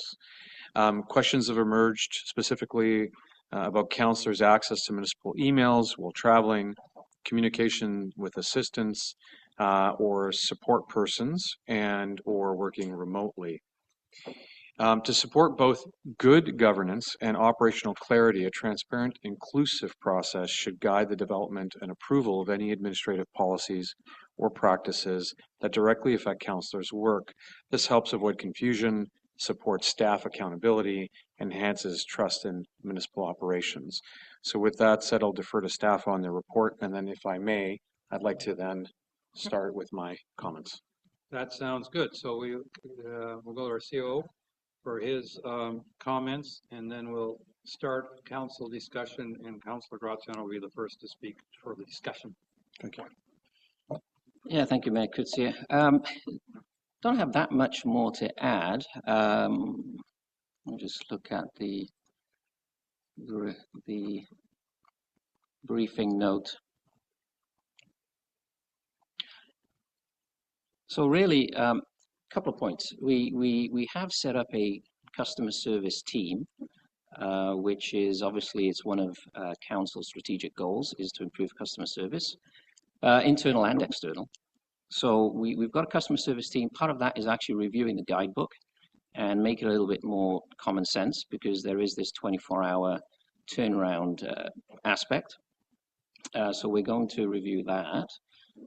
In terms of communicating with non-staff, I think the briefing note is pretty clear certainly on township business. We do communicate with spouses on a regular basis for for issues as an individual ratepayer. But if we're going to be sending agenda packages or closed item packages, that would go to the councillor directly. The other aspect, which is travel and remote access, we do need to be more clear in terms of if a councillor is out of the country, because we have our IT system set up that's geofenced.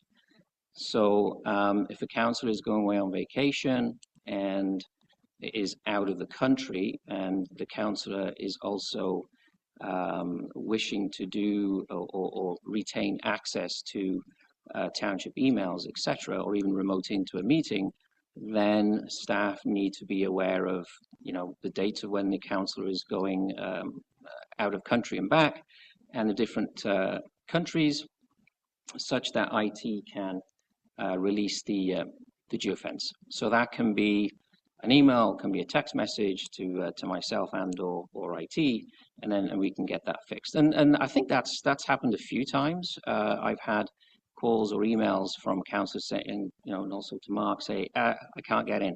What's the problem? And we get it fixed.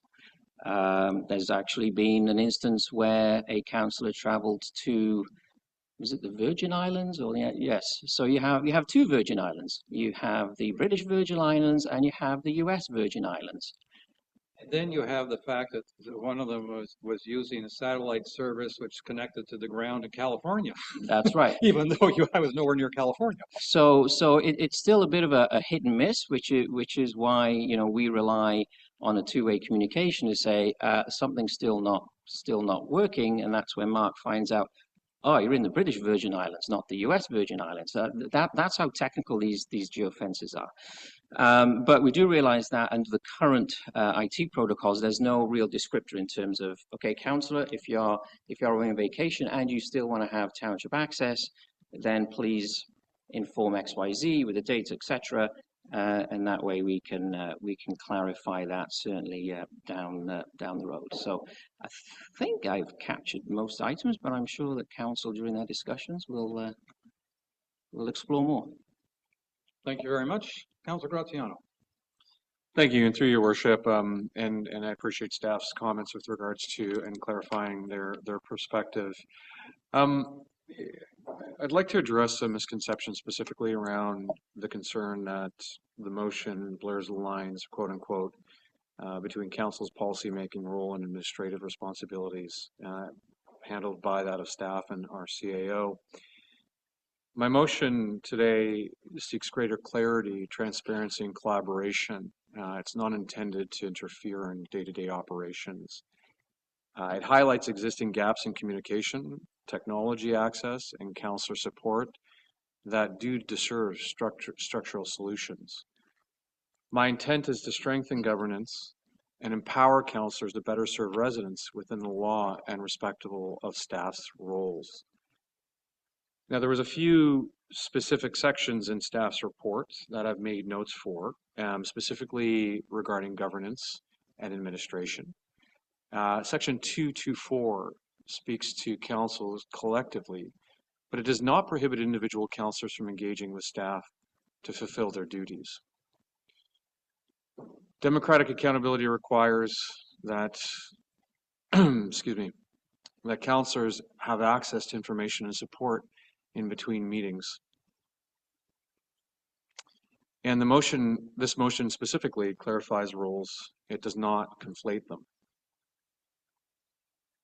With regards to communications with spouses and assistants, the motion does not mandate communication with spouses or assistants. It proposes optional authority supported under the councillor's consent.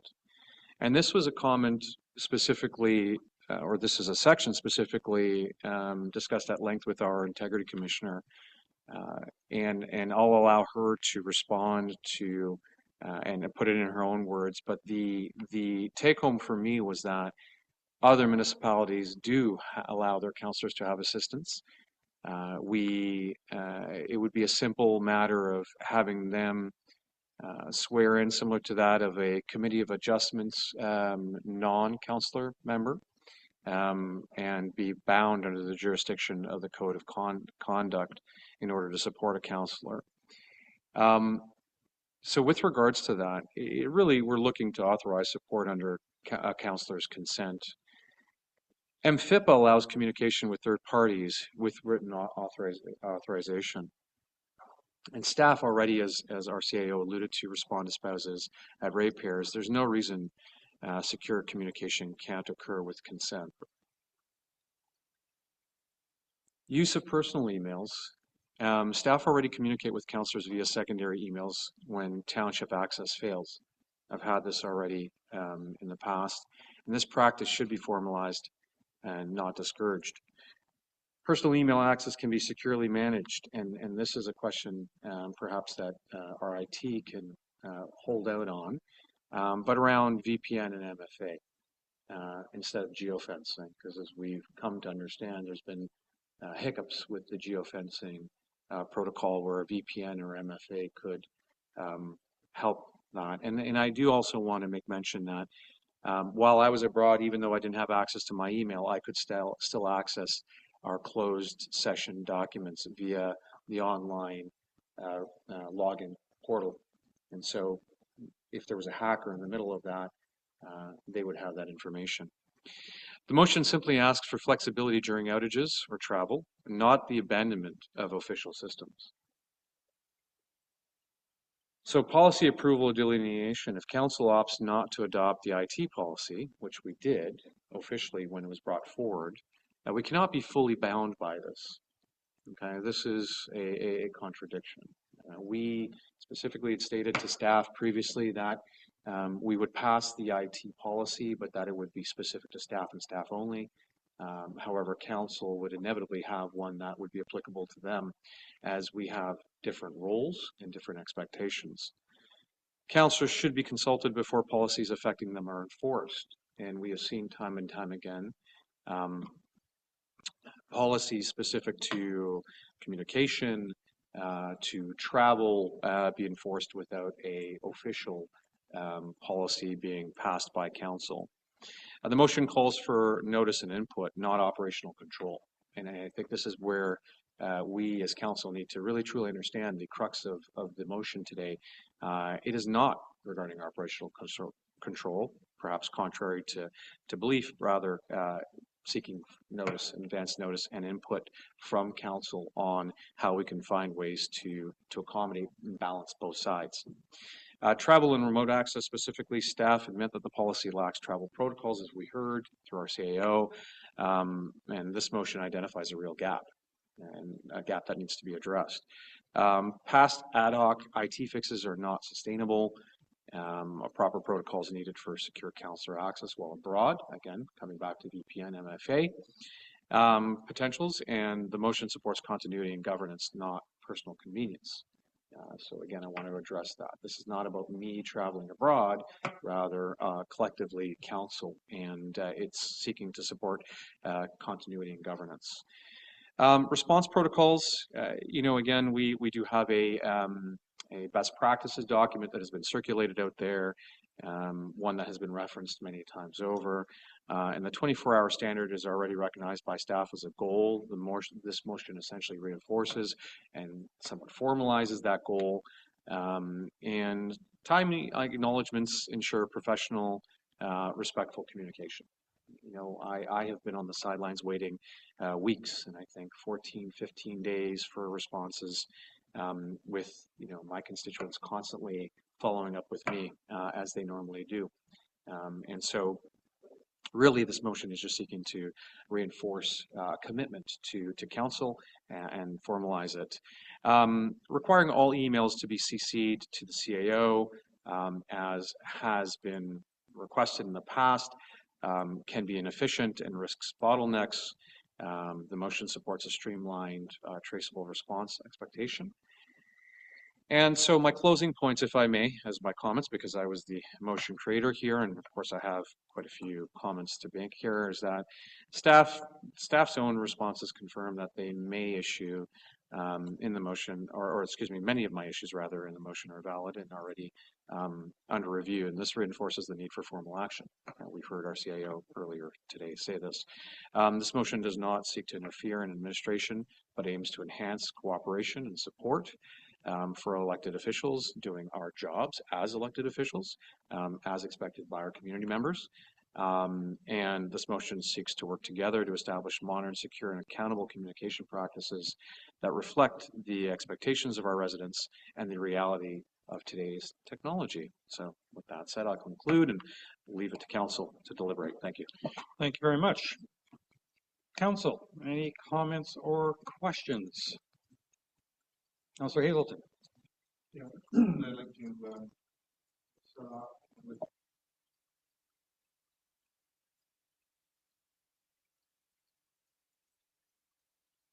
Can I start again? yes. I would like to, a question for our CAO. Were you able to validate the technical detail of versions of documents that I shared with you? You mean the 21 and the 22 Yes. guidebook? No, I need to look into that. I So think let me just kind of put it out there on the table then.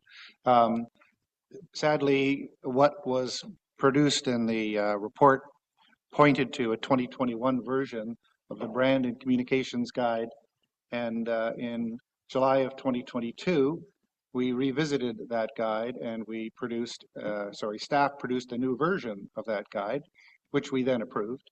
And it's all, of course, documented in the minutes and everything else. But what's for me extremely important, I mean, one of the hot spots I have is email blasts, and the 2021 version said staff will not do email blasts, and that was purposely removed in the 2022 version, but there was a lot of other language in that document that was changed in 2022. Again, staff changed the document and brought it to our attention, and we ended up approving it. And in the process, I chose to withdraw a resolution that I had where I was trying to trigger staff to make a bunch of changes, and the changes they made seemed to be reasonable as a starting point, so that I then withdrew my resolution. But the point that I want to make here is that this is not the first time that I've seen documentation coming forward that is either not accurate or it's delayed or whatever. In this particular situation, I think it's really critical that we focus on the legislation that we have in place. Shifting gears a little bit, I wanted to kind of further discuss the email thing. And so we've heard about the geolocation on email access, and I would like to suggest that that probably isn't the critical criteria. I think the critical criteria should be, do we as a counselor need to log in someplace with security permissions to get access to the content of that information?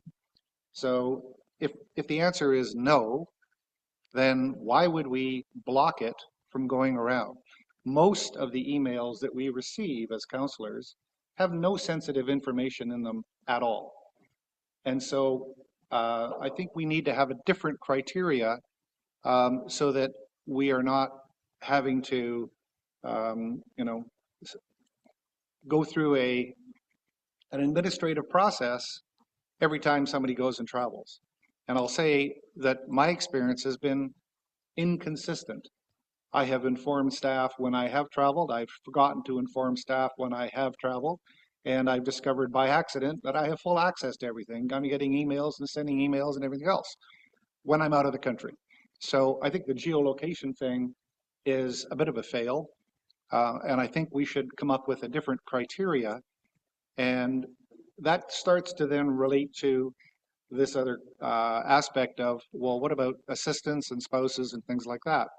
Well, if the content of the email does not require a login like permission to be able to get access to the content, then I don't understand why we wouldn't leverage counselors, assistants, and spouses where they are trying to help the counselor represent the community. What we're really talking about here is volunteerism of spouses and sometimes other people. We heard from the chief earlier that volunteerism is a challenge these days, but when people are volunteering to help a counselor do the job representing the community, it just seems almost natural that we would want to embrace that and allow that. And when, as Councillor Graziano said, when permission is given where you can, interact with the spouse, I think that, or the spouse or the assistant, I think those are kind of natural things.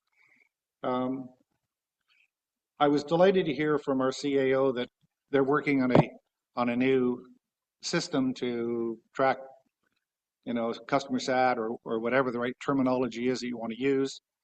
I will offer that there is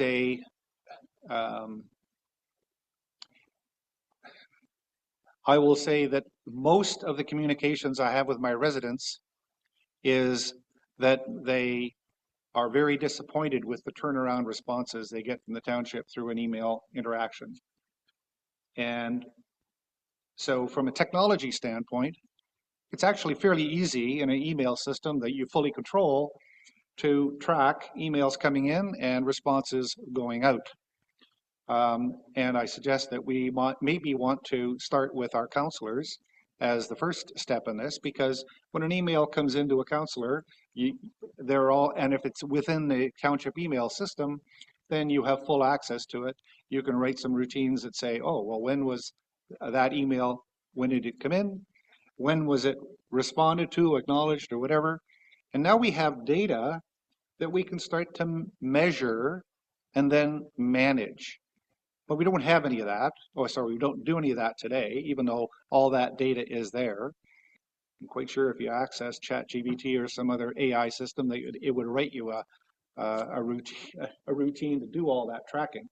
But I guess where what I'm trying to support here is we get frequently frustrated by policies that just don't jive with the guidance that we got from Rick O'Connor a couple of years ago. His comment was, say yes to everything. Everything is open. Everything is transparent. That's the way government should be. And only in the rare cases should you give us a no. And I think that, I was elated when we had that training session from Rick O'Connor. It was, in my opinion, totally different from what we were getting, but I haven't seen any traction, if you will, to follow a lot of that guidance that Rick O'Connor gave us. And when I look at what we have here in front of us, I think we have a real opportunity to make change, but the key things in this change are open, transparent. Yes, these are key things that we need to be embracing going forward. Thank you. Thank you. Council, any other comments, questions? Councillor Cooper, please.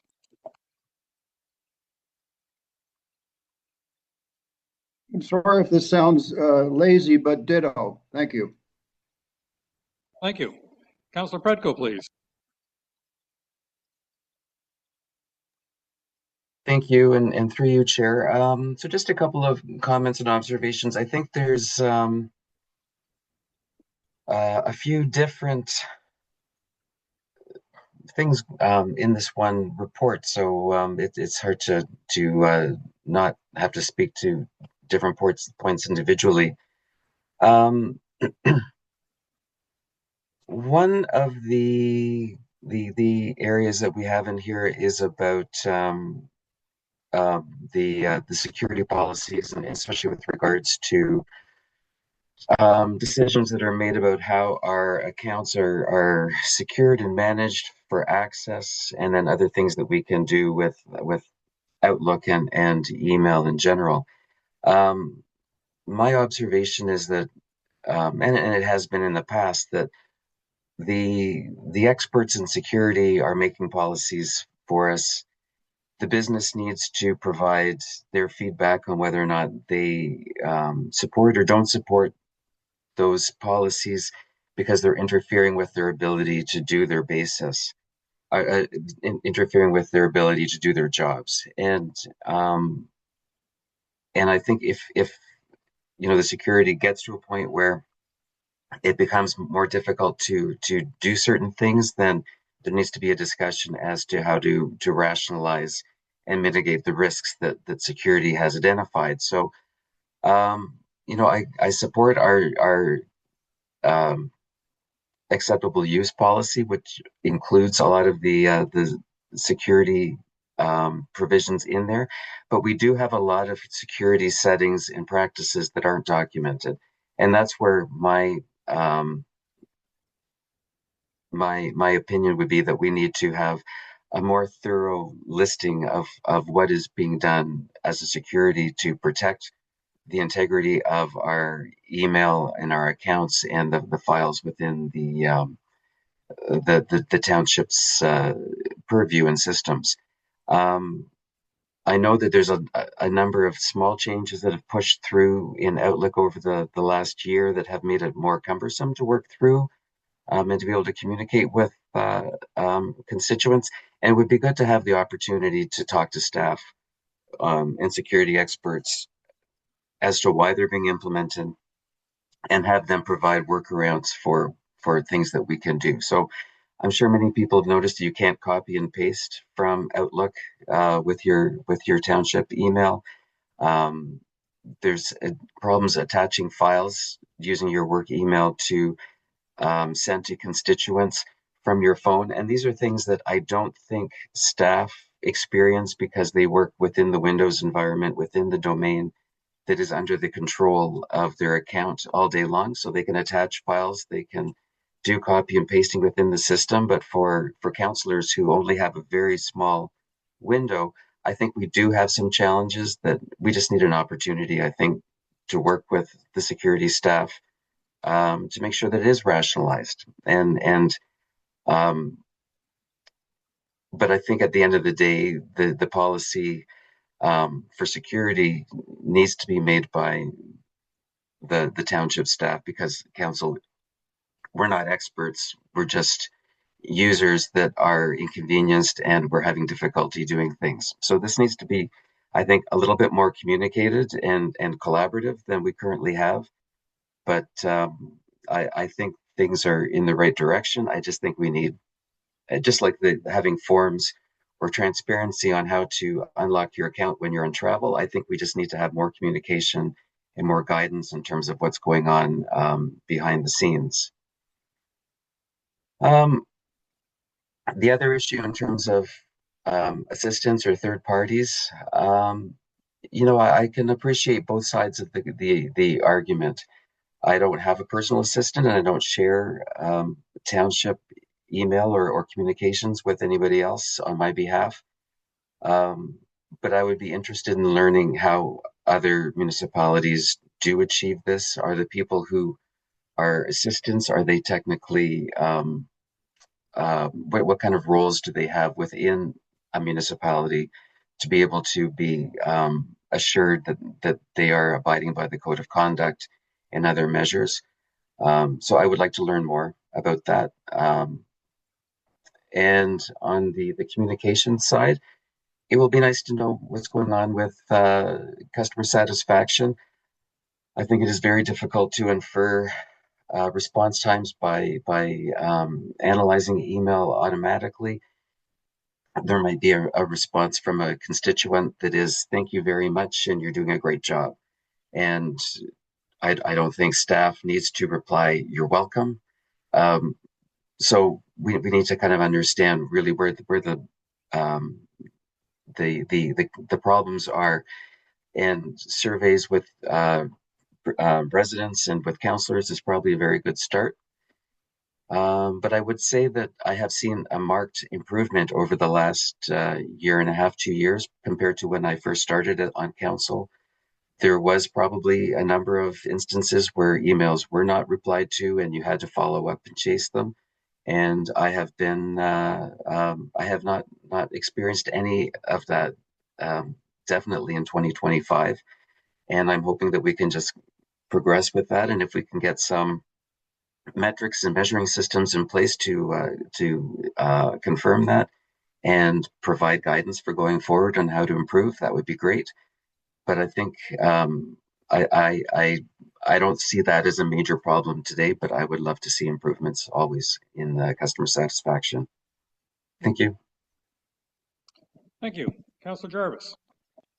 Thank you, through you, Mayor. I'm going to sort of echo to a certain extent comments just made by Councillor Predko. Appreciate that. Appreciate the report brought forward by Councillor Graziano. I think it's allowed for some interesting discussion, and I really appreciate the report as provided by our CAO. One thing that came up for me was in the travel arrangements. I found out before leaving on vacation, because I commented that I'd be missing a meeting, and found out that I would have to be set up for attending that meeting because I was going to be out of country, out of continent, as a matter of fact. I then chose that I would be on vacation and stay out of communication. That was much easier for me because it made for a much nicer vacation. I didn't have to worry about council because I didn't think about it. So of course that's a personal choice, and I understand others may want to be more communication. My theory being on that is if I had a concern with anything specific to a council meeting, I would report it to the appropriate personnel to use it on my behalf in my absence. So I wasn't too concerned in that concept, but I'll reiterate, that's a personal choice on my part. But I do think the vacation should be treated as just that, a vacation. Get away from this stuff. I think this 24-hour turnaround time is something that is seriously being considered from the CAO's report, and I appreciate that.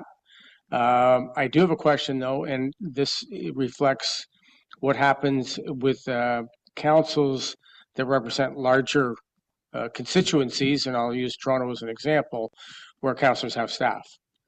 And I presume that staff has communication capabilities with the administrative staff for the city of Toronto in this case. So I'm wondering how that how we relate that to our situation here. Obviously, anybody that we have on staff would be working in a volunteer role, whether it's spouse or somebody who is voluntarily helping out. Can we? Is it appropriate? Are there provincial legislation or otherwise that prohibits that or allows for it, whatever the case may be? I am curious to know what kind of how that can be handled. So I'll leave that question for the moment, and I'll have other stuff after that. Thank you. Councillor Bochek. Thank you, and through you, Mayor. I too would like to have some clarity on the assistants and the spouses. I think, as most people know, that when you're presenting at an AGM or any type of function like that, there's a lot of questions asked, and of course you can't do both a presentation and record the questions. So most people know that my spouse does that for me. And many times the questions involve a technical aspect that I'm not familiar with. So when questions need to be answered, sometimes they need to come from a qualified person who can ask those questions. That could be somebody who is a planner, somebody who is knows about public works, whatever it is, where I would not be able to articulate the specific question. So some clarity on whether an assistant or a spouse can work on a volunteer basis and communicate with staff is something I would be very interested in. And I know, having council friends from larger municipalities, that they do have their own staff. And that staff is able to communicate with senior staff. My understanding is only with senior staff. And so some clarity around that would be good for me. Thank you.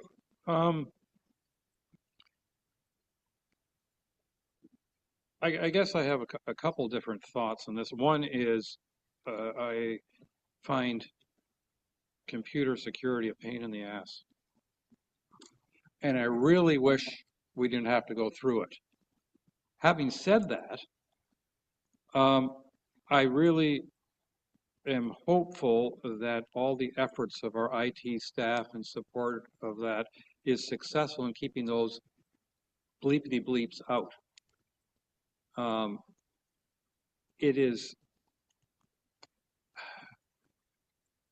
well, I think we all have our opinions of people who are making this life so much more difficult for us, and so I really appreciate, in spite of the fact of having to type in my password on a semi-regular basis or having to go to my phone to click little tick marks or what have you, and what the township does is different than what the district does, which is different than when what bank does that versus different than what another bank does, etc. I'm glad that their people are doing their best to keep the riffraff and the criminals out. And I find if that means then I have to inform staff that I'm traveling, or if that means that I have to occasionally say, what the hell is going on now? And I have to get somebody like Mark or AJ to come and say, well, you got to do this now or that. And they tolerate my curses saying, oh, darn, I got, and because they're doing their damnedest to make sure we don't have those hits that are going to cost us hundreds of thousands of dollars down the road, and I really appreciate that. So to me, that is a top priority, that while I may not like it, I'm very glad it's there, if that makes sense. I don't think I'm being inconsistent when I say that. So I appreciate that. I also think it's very important, given the various privacy rules, given the various confidentiality rules and all that, that we are careful with some of our communication. And I think that, you know, we have to continue to be careful. I mean, I've been aware of situations, and I'm thinking now particularly of situations that are not in the township. So that, let me be clear about that, where people have accidentally, you know, done sending out emails, for instance, where hundreds of emails were visible to everybody else, and you know, there was issues when that kind of thing happens. I think we have to be very careful. You know, having said that, obviously, further clarification of the steps we have to go through, keeping staff and counselors aware of the steps, I think is important. I think it's impossible, much like planning, I think it's impossible with any policies to keep up with every possible situation that may arise. And at some point, we have to count on our common sense, good judgment, and patience to work through, you know, I'll call it the individual circumstances. And we know that whether you're a staff or a council or resident, sometimes individual circumstances require accommodation, if I can use that. And I think to the best of our ability, we should be able to try to accommodate different individuals and their circumstances. And I think, for the most part, staff, council, residents have been very good at that. You know, I've heard Councillor Hazelton complain about poor response time for some of his residents. My experience has been in the last couple of years, the compliments have far outnumbered the complaints. And I can tell you 4 or 5 years ago, that was not the case. So to me, significant progress has been made.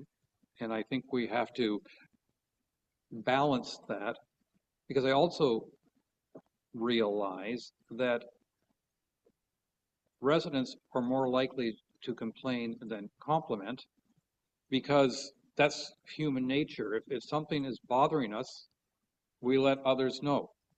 If something's working just fine, we may not.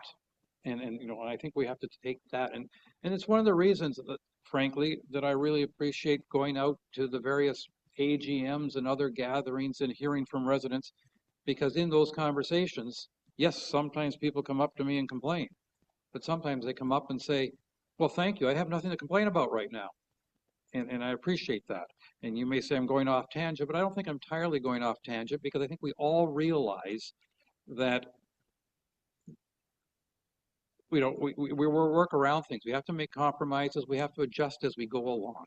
And so, and there's no way we're going to create policy that covers every situation under every circumstance. Just like, you know, unfortunately, those yahoos out there are trying to ruin our lives by getting into our systems. They're going to try to find new ways to sneak in, and we have to adjust on the fly. So just some of my general comments. And, you know, I think, you know, when it comes to this particular resolution in front of us, some of the stuff to me is, and I hope no offense is taken, but it approaches motherhood. Yes, we should be doing this. You know, you know, council should be approving policies. The policy should be applied in a consistent and fair and transparent way. And, you know, there should be as much open communication as possible, as was emphasized by a number of councillors. And, you know, I think this is mostly happening. So, and there's always room for improvement. Second round, Councillor Graziano. Thank you, Worship. And I appreciate council's comment and input on this particular matter. Um, I think if I may commence by saying that the intent here is that, and we've heard this perhaps vis-a-vis many of the councillors in their comments, that there have been changes, incremental changes throughout the course of the last, or at least this term of council, that were brought forward, or not rather brought forward, but were implemented by staff that council had not been notified and or informed of. Some of these pertain to IT changes and IT hardening. Others have been with regards to communication policies and what I think the intent of today's motion, or at least one portion of today's motion, is intended to be is essentially that let's reaffirm to staff that we as council would like to be privy to these changes and perhaps provide input back to staff prior to any implementation and or decisions by staff to implement a certain policy. If I come back to the assistance and referring to the assistance, as it stands in today's report, staff has advised us that they will not. This wasn't vetted through council. This wasn't a discussion that council had. Staff didn't seek council's input on whether we would prefer to have that. Rather, a decision was made to not do so, and this is where we are today. So I think the intent is to let's open up dialogue between staff and council. Let's communicate two ways on how to make things more effective and more streamlined and operationally efficient for all parties, for us to be able to do our jobs as elected officials, for staff to be able to do theirs as bureaucrats and administrators of our municipality. With regards to the travel policy, a little bit of concern that I have, in a little bit of confusion, rather, perhaps not concern, but confusion. I had sent an email while I was traveling. Now, unfortunately, I would very much love to have an opportunity to travel on vacation and to turn my PDA off, and I perhaps should do that at some point in the future. But in this particular situation, I was traveling because I am the only staff, or excuse me, the only counselor on staff that I believe is still employed and responsible for my day-to-day. And the travel requirement was of a business nature, not of a personal nature. An email had gone out to staff in which I had identified the country and the city specifically that I was in, asking a question with regards to the status of a motion. And no response was received. I think in this particular situation, the fact that I identified, that I was in Paris at the time, could have been enough to satisfy the geofencing notification requirement, at which point maybe a conversation between two inter-staff members could have occurred, saying, Councillor Graziano's in Paris, please open up the geofencing so I can then respond to him and he can have access to his email. But that didn't occur. In fact, the response was sent to my councillor inbox, but I couldn't actually respond nor see that response, even though it identified in my personal email to that staff member that I was in Paris. Second to that, in a very similar, or at least in the same matter, albeit a different email chain, I had a communication with our mayor and the constituents. Now, our mayor, in this particular context, was able to respond to me to my personal email address. And so, in this particular context, had there been a hacker, they would have been aware of the conversation and the nature of the conversation that the mayor and I were having, along with the other constituents, and the nature of behind the issue at hand. So this begs the question. I understand staff's current approach is not to communicate with council via their personal email address, although a precedent I think is set with the District of Muskoka where they do with some of the district councilors, and they allow for personal email use between district councilors, and perhaps Councillor Cooper can confirm this because I think he is one that receives this benefit. But councillor dialogue can occur whether it's between councillors using their council email or councillors using a councillor email and a personal email, which is somewhat confusing as well. And so this, I think, needs further discussions, as we've kind of heard today, and perhaps some input on how we use the tools at hand. I think Councillor Pretko had articulated that, being within the Microsoft environment, everything seems to seamlessly work. But for us being out in the field, using different devices, different OSs, different requirements, we seem to be having some challenges, and travel would be likely inclusive in that perhaps future dialogue with staff. On the assistance side, I think that the City of Toronto, and Councillor Jarvis had alluded to this, City of Toronto is a good example of assistance and permitting, or councillors being permitted to have assistance. I believe the City of Mississauga, I believe the City of Ottawa, there's assistance, there's interns, there's volunteers, all governed by internal confidentiality agreements and then FIPA compliance. The City of Toronto Act allows councillors to have staff and constituency aides and provide security protocols for them, which is a standard best practice. Administratively, perhaps it's a little bit more of a burden on staff, but I look at the amount of the amount of value that my assistant has provided the community. She has been instrumental in supporting a lot of my day-to-day interactions with community members. She has been instrumental in helping to coordinate water quality testing, garbage-related conversations, the province, and bringing the province to the table in these conversations, and the MOACP. She has done an incredible amount for this municipality to the benefit of our constituents, and it would be unfair for her not to be able to have the ability to continue to provide.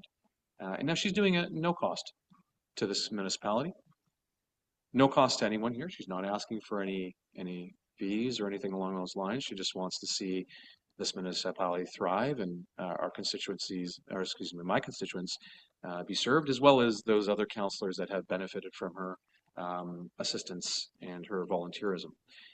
And so, from this perspective, I think that it just makes total sense. So I conclude with my comments, and I think that I would very much love to see a staff report on how we can make this happen, if it is possible for aids, and how this municipality could accommodate that to the betterment of our communities and to our residents. And I do want to also make point that per capita, I think I have the largest ward. It seems this term of council, my ward seems to have some very challenging issues. Not to say that every ward doesn't have some challenging issues, but mine seems to have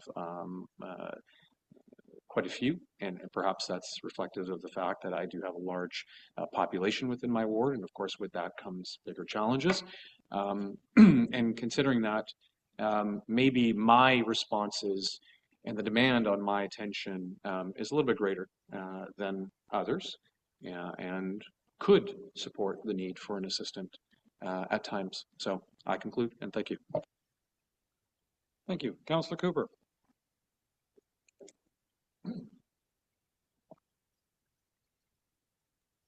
Thank you, Mayor. And I guess my ditto comment was a bit too brief, but so I'm just going to add in a couple of things here, and that is that we really need, what I'm hearing here is, I think we need to do whatever we can, all of us, the council and the staff, to support the activities of our counselors, because it's a pretty daunting job. It takes up a lot of time.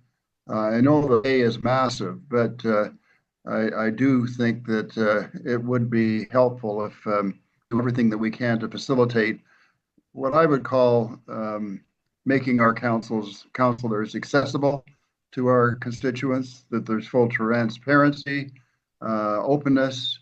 I want to encourage comments about email and pushing information out as opposed to only receiving it or going to a website to look at social media. I think we have to do that well. I can report I accept most of my emails and read most of my emails through one email address. I do get some through my township address, but I rarely send from that area. The district is, I have a district email address, but they forward it to my personal, it's actually sort of a business personal email address, and that's where they go. So that's something that I do. And the township or district, I should say, does, and I'm not sure why the township itself can't do the same thing. So those are just a few comments from me. I hope we can try and accommodate also assistance that counselors get from others. I jokingly refer to my spouse as my parliamentary assistant, but you know, I get a lot of help, and helps me get my job done. So I think we need to keep that in mind. Volunteerism is a part of what is going on here, including the fact that our counselors, in a sense, are volunteering as well. There you go. Thank you. Thank you. Councillor Jarvis. Just referring back to the comment I made earlier, and really was a question. If larger municipalities allow their municipal councillors to have staff it's actually paid for, how does that reflect on what we do at this level? Are we allowed in the same context to have staff, as we'll call them? In this case, for us, it'd be volunteer basis, but is that allowed, and therefore is communication also allowed in that context? I can take a stab, and then Clerk Way can add to it. So yes, much larger municipalities who have a much greater portfolio and who have councillors who are full-time, not that you council are not full-time, but the much larger cities have employees who are formally assistants. So as a city employee, now that individual is able to administer township business. But right now, what we have is as a spouse who is not an employee of the township, we cannot divulge any township business, especially closed business with a volunteer or a spouse or anything like that. And the expectation is that as a councillor, you also should not be, right? Yeah. So. Further to that, then, if we were to differentiate, this is all hypothetical at the moment, differentiate communications between what was confidential, closed session type material versus what is the regular communications with councillors and staff, would we then be able to have that additional direction to a volunteer that is working with us as councillors to do our job? So we as staff will send official communication to you, the councillor. What you do with it afterwards is on you and the risks, etc., associated with that. Okay, and then just to clarify one more time, if somebody is employed in a city as a staffer for a councillor, that actually is an employee of the city. Correct. As opposed to employee of the staffer. Thank you. That's clarification I think I was seeking on that. Yeah. IT security. I mean, technology is a benefit and a curse at the same time. I think we've got to sort of move as things change, and things are changing. This idea of having additional security added to signing into our accounts, as I found out also with my email, I could do the same thing now. It's a real burden on my 97-year-old father who hasn't got a clue how to use text. But anyway, that's the type of thing we have to go through, and that's life in the technology world. I think we've got to just grow with it, and I think that's one of those hurdles. But I think we've got to try and figure out how to accommodate counselors when they are out of the zone that would be normal communication access. So I know we're working on it. I appreciate that. I also appreciate the report that came through from our CAO. My indications there are most of these aspects that we're talking about here are being worked on, are being considered in one context or another. I think our stumbling block right now is going to be this volunteer staffers that we have as part of our workforce in that context. I don't have a problem with it myself, but I know that others do. I wish we could figure that part of it out, but I appreciate the clarification. Thank you. Yeah, just to add to the IT component, it's a strain on staff as well, because we and let me start by saying we need to do a better job at communicating any security patch updates. It's not just council hasn't received some of the emails, staff haven't received it as well, because just to Councillor Predico's point about not being able to cut and paste, I found that out through my own experience. So yes, we could do with any time there's a security update, and it's not necessarily coming from here either. It's coming from Nova Networks. So they also need to do a good job at communicating to us so that we can communicate forward to staff and to council of the updates. But even recently, we've had several emails come in that were very authentic looking from individuals who we have dealt with in the past, and their emails were compromised, and we were spearphished, and we had to quarantine at least one, if not two, laptops because that email came through. And we are the soft underbelly for these hackers. So that's why we are locked down even more so than maybe a smaller private business, because there is so much at stake. One thing we can look at is maybe providing council with township phones that might integrate better with the laptops that you have. If that's something that council wants, we can, or wants us to investigate, we can give you kind of a rough cost estimate for doing that. But it's when these patches are required or when these changes are required, we're not going to come to council and ask for approval, which is the sense I'm getting from council. These are operational decisions that we have to make to protect the township. From a financial perspective, what we can do is, or what we should do, is update council to say, okay, this aspect has changed. FYI, you will experience a little bit more pain. Just, yeah, communication. I have no problem with that at all. Councillor Bocek. Thank you, and through you, Mayor. I tend to agree with a lot of what's being said here, and I'll give you an example. My computer was one of the computers that was compromised. And I was asked to bring my computer in and leave it with our IT department while they basically stripped out stuff and put stuff back on. That leaves my email fully exposed to our IT department, and all the emails I've sent out to everybody, you have access to here at the Township of Georgian Bay. I tend to communicate with my fellow councillors through my personal email for that specific reason. I'm afraid that that staff could look through my emails and share it with the staff members that are involved. So my concern is mostly that we need to have a policy and protocols for this, so that I don't have to use my own personal emails to communicate with other council members.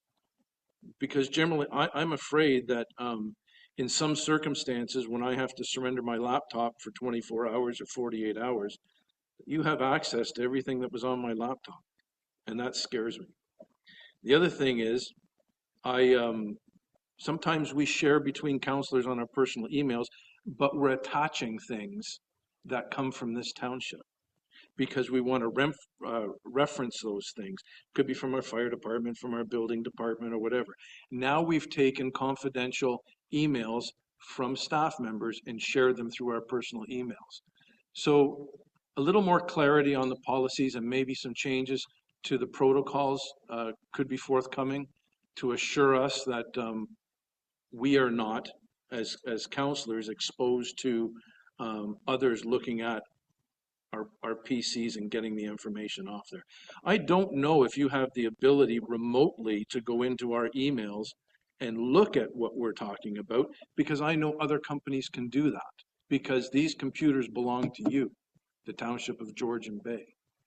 And so how do I know that our IT department is not going into my computer, looking at my emails and sharing them with senior staff? I don't know that. Probably not, but I don't know it. So I would like a lot of clarity on what's protections are in place for the counselors. And that's my comments. I'm not looking for an answer here today.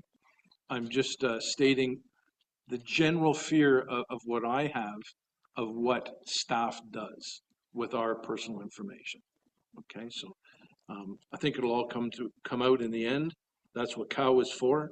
It's for to discuss these things, and then before council, we are told what's going to happen. So I'll leave it at that. I'm going to follow up with that. We know that when we are using our Georgian Bay address, our township address, that email is stored in the computer. To what degree do you have access to those emails?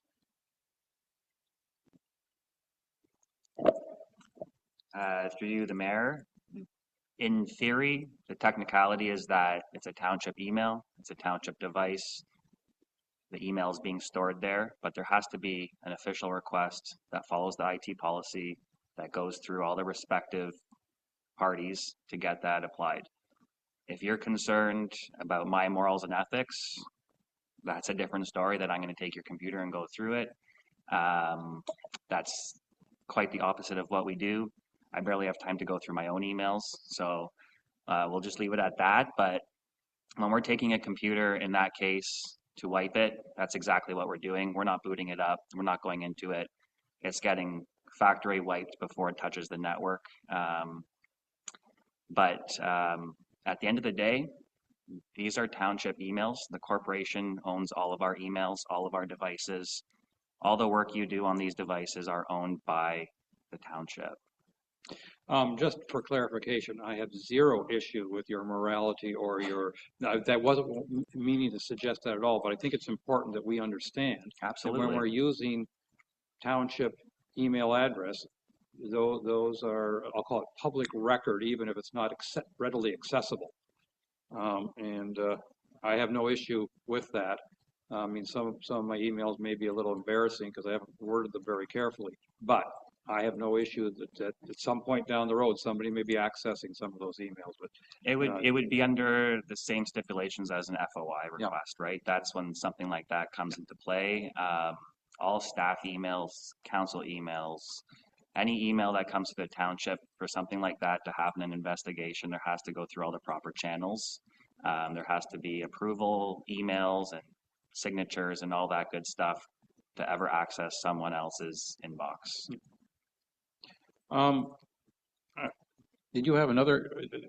Go ahead.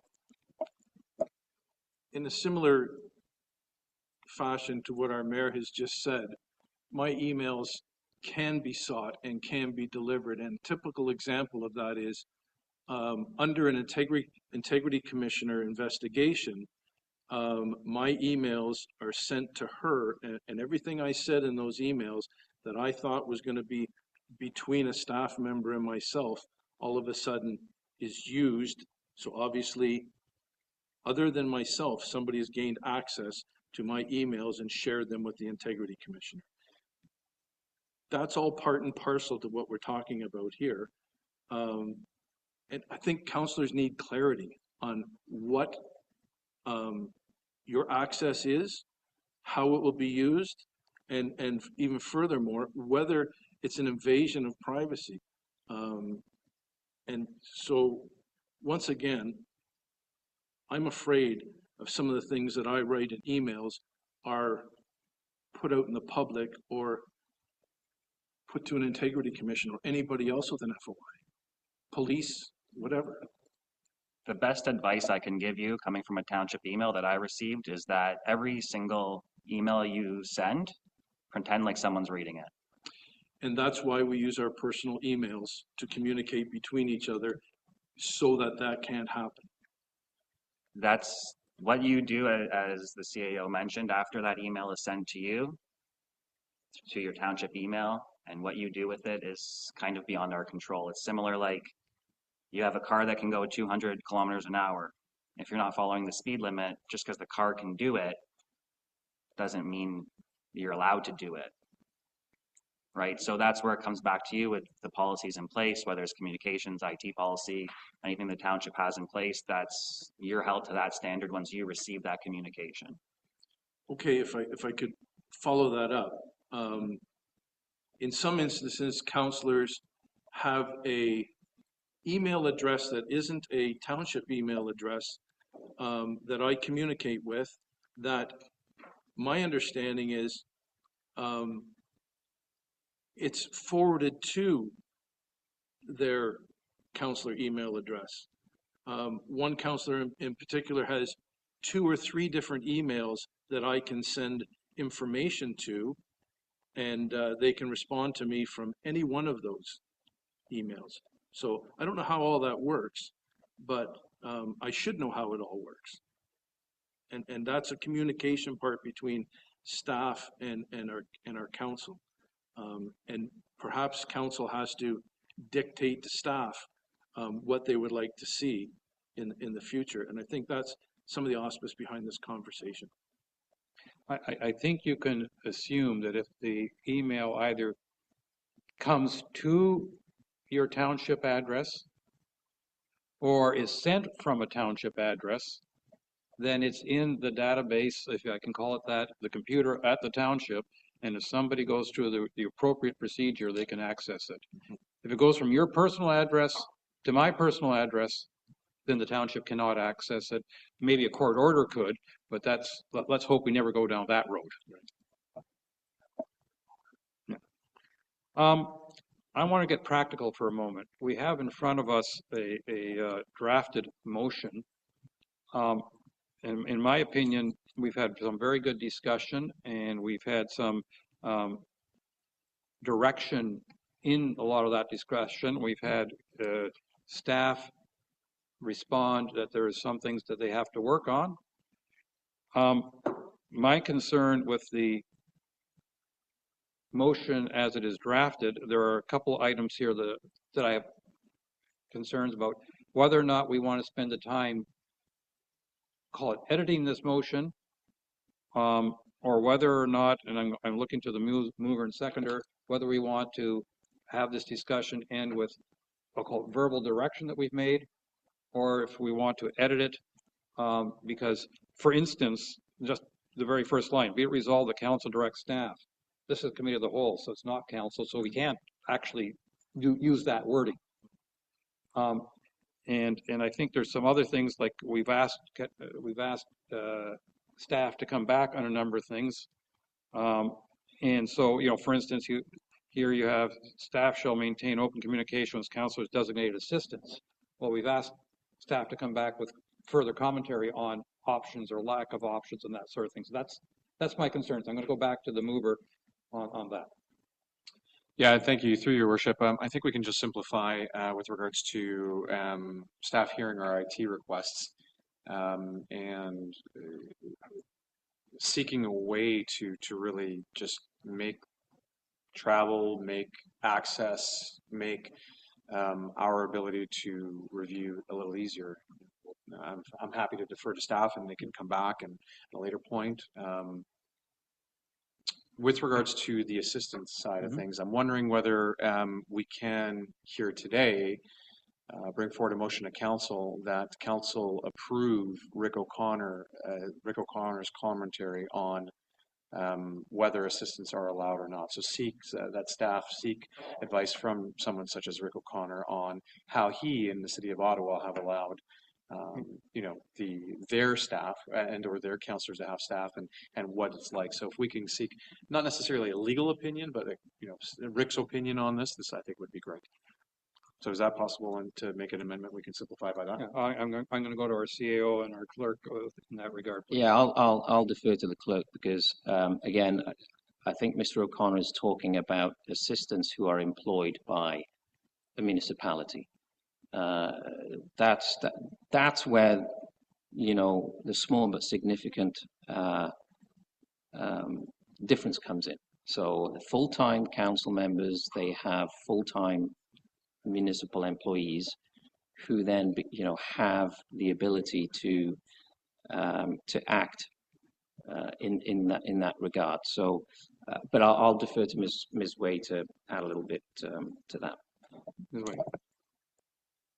If it's the desire of council to have a motion to that effect and ask an opinion,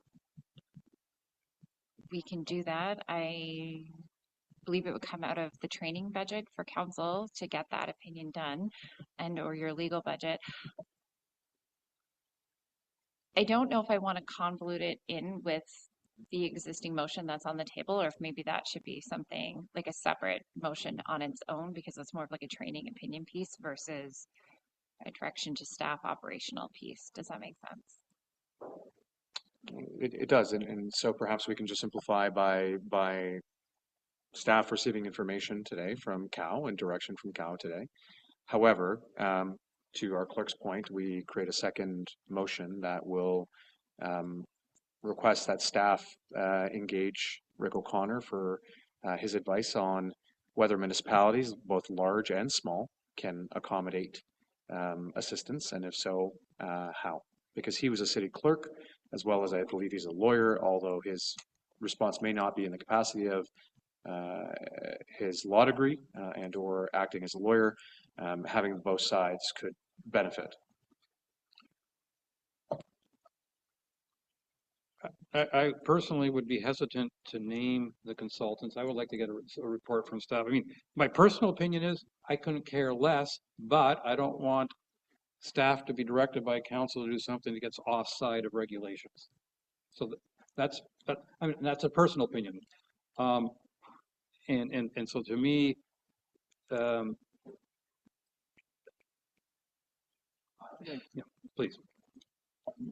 We have no problem sending Mr. O'Connor a note and saying, Rick, these are the circumstances, and then when we get a response back, we'll share that with council. Yeah, we don't need to formalize it in a resolution. It's a pretty straightforward.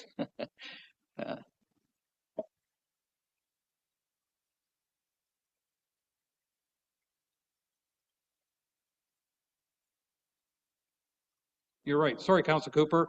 I say what I was saying. I saw a whole bunch of hands come up, and I'm now going to go to council. So, Councillor Cooper, followed by Hazelton and Bochek, please.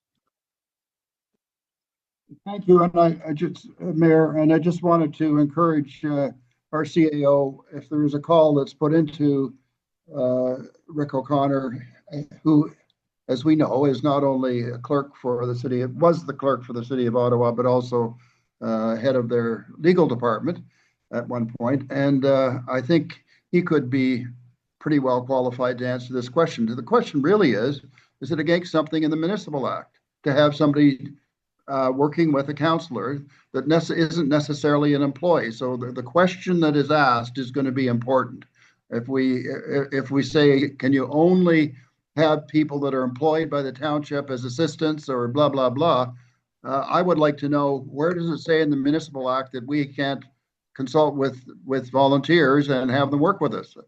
And where's the confidentiality around that? I'd be interested in figuring out a way to make this work for us, because we're not going to go out and hire people to be assistants. I don't think we can't afford it.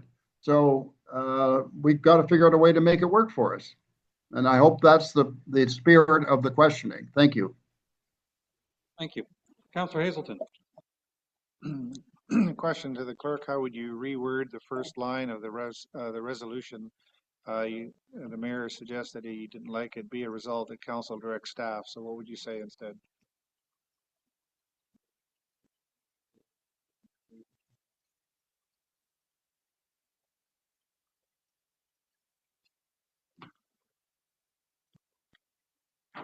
You're talking about the first bullet point or the very first paragraph? Very first paragraph. So be it resolved that the committee of the whole recommend to council to direct staff to bring forward a proposed or change policies. Okay, so I appreciate that. I think I heard the mayor say earlier that this was somewhat motherhood, and Parts of it. Well, I would suggest, in my opinion, all of it is, and there shouldn't be there shouldn't be anything that we object to in this, other than what is becoming. Other than the issue of assistance and email addresses, and the key here is that the first statement, be it resolved, is suggesting that there aren't any changes without prior discussion with council. That's motherhood.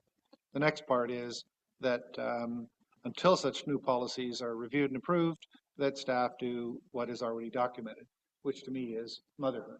So I would say that this is somewhat of a no-brainer to approve today, but I think the discussion that has taken place today, hopefully people have been taking notes, that this should lead to a positive improvement in how we work together. And interestingly enough, we have a special council meeting tomorrow, and item number 7, and I'm just going to read it. It says, be it resolved whenever staff wants to introduce a major departure in the process or major change in the legal interpretation of an act or bylaw, blah, blah, blah, council must first advise and must give consent for the change, which is kind of guiding us in a similar direction. Basically, this is not a new topic. It is a recurring topic that we keep seeing come up, and I think that what we're trying to get to here is we got a bunch of policies out there. Let's make sure, first of all, that we use the right current documented policy and not an old one, and then let's make sure we follow those policies. And I can't see that being anything but motherhood. Thank you. Councillor Bochek. Thank you, and through you, Mayor. We've taken the resolution that being put forward here today. We've asked a lot of staff and we've asked a lot of questions to staff today. And I think it would warrant maybe coming back to another COW meeting instead of this coming directly to council for ratification. There's a lot in this, and there's a lot still to be discussed. And if we take what we've talked about today and come back to council without further discussion, I think we're doing a disservice to everybody. So I'll put it out there and just see if council wants to continue in that direction. Thank you. Councillor Graziano. Thank you, Worship. And I would echo Councillor Bochek's comments, albeit perhaps with Rick O'Connor's advice as well as on the component around assistance. I think that's brilliant. Let's continue this dialogue and see what comes out of it. One interesting thing that I was just thinking is I was reading words of wisdom recently and on an Instagram post, and there's a content creator that I follow who writes marital books and in the success of relationships, and it says that no successful marriage is without tough conversations, and so I think it's very much applicable to today's call and convo and future convos on this matter. Thank you. So are we getting to the point that we're going to refer this to staff? I think it's going to go to Rick on the question around okay, but do we need a particular motion I mean, this is committee of the whole. So basically, we can pass a motion here or a resolution here that then goes to council, and I don't want to wait that long. So I'd rather basically give staff, explain to staff what we want, and then come back to Cal next month, next month, with continuing the conversation as you suggested. Would that not be a deferral rather than a referral? Probably. I counter my clerk to do the correct spelling. Thank you. DRR. A deferral means council's not making a decision today in any capacity, and it forces it back to the next meeting. If then no decision is made at that meeting, the motion is dead. I believe what you want to do is refer this back to staff because there is some direction you want us to bring forward in order for you to have more information. All right. So I'm going to propose that I'm not going to read the whole thing. I'm going to ask council if you are in favor of referral. All those in favor of referral? And I got enough hands that I say that is referred. I think we've had some very good discussion, and I'm looking forward to the discussion making progress with the further input as has been requested by council through all this discussion, and I appreciate that that we move this forward.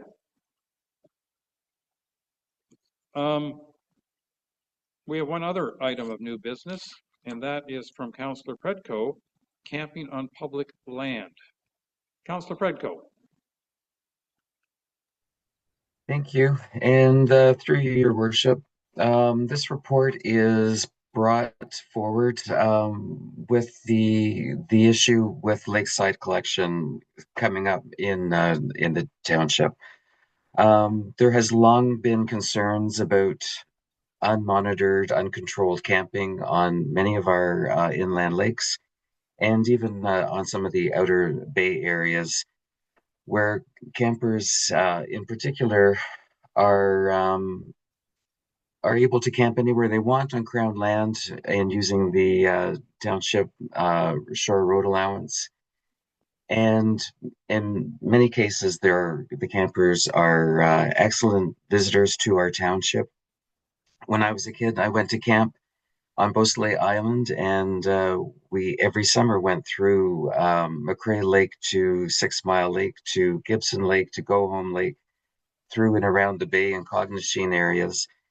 And I think it's an important and essential part of the Canadian existence, and I think we are excellent hosts for that activity.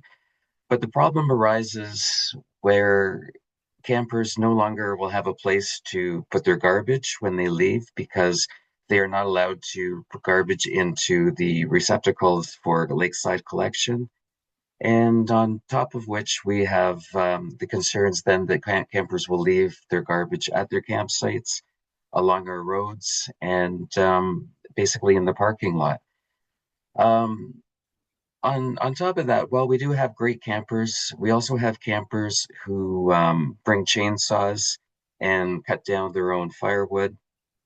We have campers who bring generators and party all weekend. There are campers who squat and take up campsites for the entire summer. They come for the weekend, they leave their tents, and basically just extend a summer vacation in particular areas, preventing other people from being able to take advantage of our natural beauty. So what, in conversation with some other people around in the township, I'm asking staff and council to consider implementing a bylaw to control and restrict camping to a certain degree, and follow examples of other townships that are in the province that also allow camping, but only in certain areas.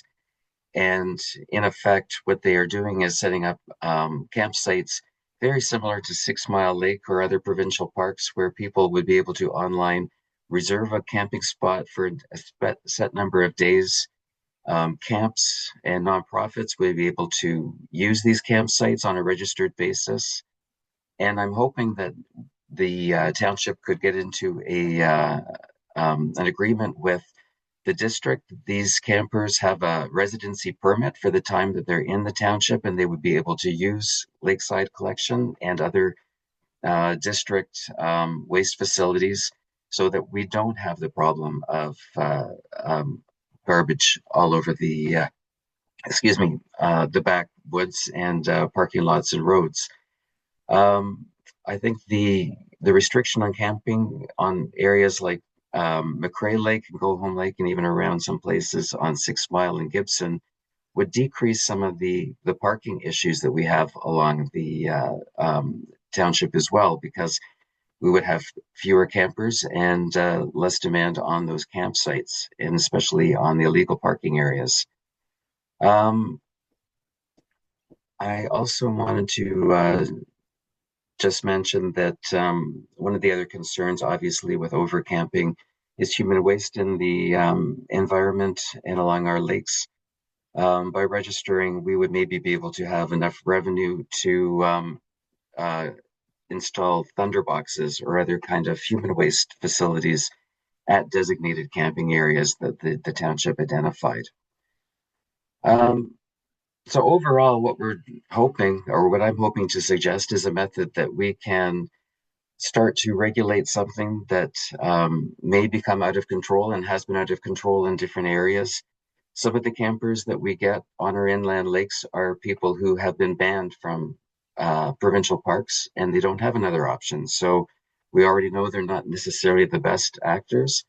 But I also do want to make sure that we respect and allow people who are great campers the opportunity to invest time and experience our back lakes and our Georgian Bay Township area. The one other thing I did want to note is that the Georgian Bay Land Trust does disallow overnight camping on their properties, although they do allow day visits. So this would really be an extension of some of the policies that already exist out in the Bay.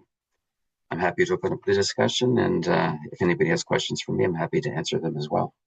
Thank you. Council, any comments, questions? Councillor Jarvis. I find myself very sympathetic to the cause. I think if we get this back to staff, then we can get a better handle on, I guess, the costs associated with trying to administer something like this, and then assess what kind of fees would be involved. But I think it's a good idea, and I appreciate the motion being brought forward, particularly in those inland lakes where parking, I know, is already an issue in some of those areas. So appreciate seeing this. Thanks. Thank you. Councillor Wojcik. And through you, Mr. Mayor, I was taken up on 6 Mile Lake to a campsite where everything was left behind, garbage. It was a disgusting mess, but it was on Crown land, not on township land. And I'm just wondering, would we have any authority to do anything on Crown land, even though it's right on 6 Mile Lake, right on a peninsula? And the residents of 6 Mile Lake have brought this up many a times when I was a local councillor in Ward 3. Would we have any jurisdiction at all over that? And I don't know who I'm asking this question to. I can respond in part. Even though there's Crown land all around Go Home Lake, for instance, or 6 Mile Lake often in many cases, the first 66 feet is often shore road allowance that belongs to the township. I didn't know that. And that's one of the, and if I know I'm speaking out of turn, but to me, that's one of the really important things for us to recognize as we consider this, is that in many cases, the first 66 feet is shore road allowance that belongs to the township, and it's Crown land behind that. I was completely unaware of that. Well, now you know something. Thank you. Wow. It's a good day. You learned something. Yeah. Councillor Cooper, please.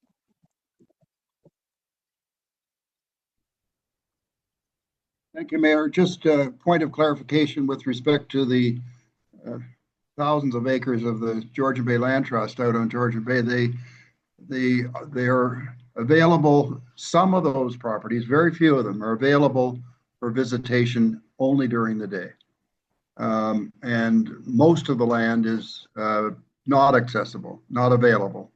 And all the properties are stewarded. So there's 120 volunteer stewards that look after these lands. So there's a volunteerism piece to this as well.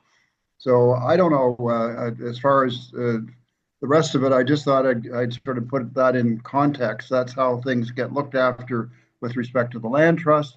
Any public lands, provincial lands, and so on, for the most part, there's not much camping going on other than at the national park, Beausoleil, or provincial parks in our area. So that's a different kettle of fish, because you have to usually book for space and all that kind of thing. So I hope that helps a little bit. Thank you. Yeah, just further clarification with land trust, they often code their properties either red, yellow, or green. Red means nobody touches them. Yellow means you can only go there with a land trust employee or guide. And green means you can go there as long as you don't exceed a certain number of people in some cases at a time. And only during the day. Yep. No overnighting. Nothing left behind. Councillor Graziano, please. Thank you, Your Worship, and through you, I second this motion because I felt that it was a great idea and something to explore, deeper. In my conversation with Councillor Predko, and I'll defer to Councillor Predko on this, I believe I believe that the conversation around this very issue, or the question that Councillor Bocek had raised, had come up, and we were under the belief that an MOU with the province could be potentially an option as well. I think our municipality can acquire an MOU on Crown lands, allowing us to go beyond the shore road allowance as well, in case campers endeavor to want to push back a little bit, but then still cross or traverse our lands to get to water. And so it's something to explore. The other question that I have is to our fire chief.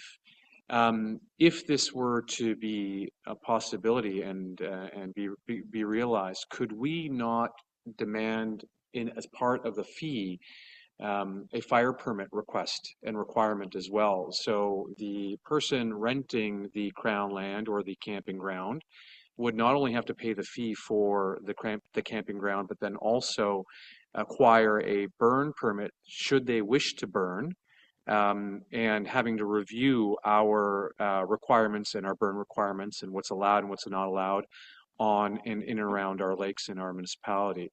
Is this something that we could kind of do hand in glove, and further capture accountability from those that are renting camping spots or vacant lots? Thank you. Chief Mundum. So potentially, yes, there is that can be done. I can tell you that right now we're dealing with 50 campsites that are on McCrae Lake and 20 campsites that are on Go Home Lake that are registered campgrounds through the Ministry of Natural Resources.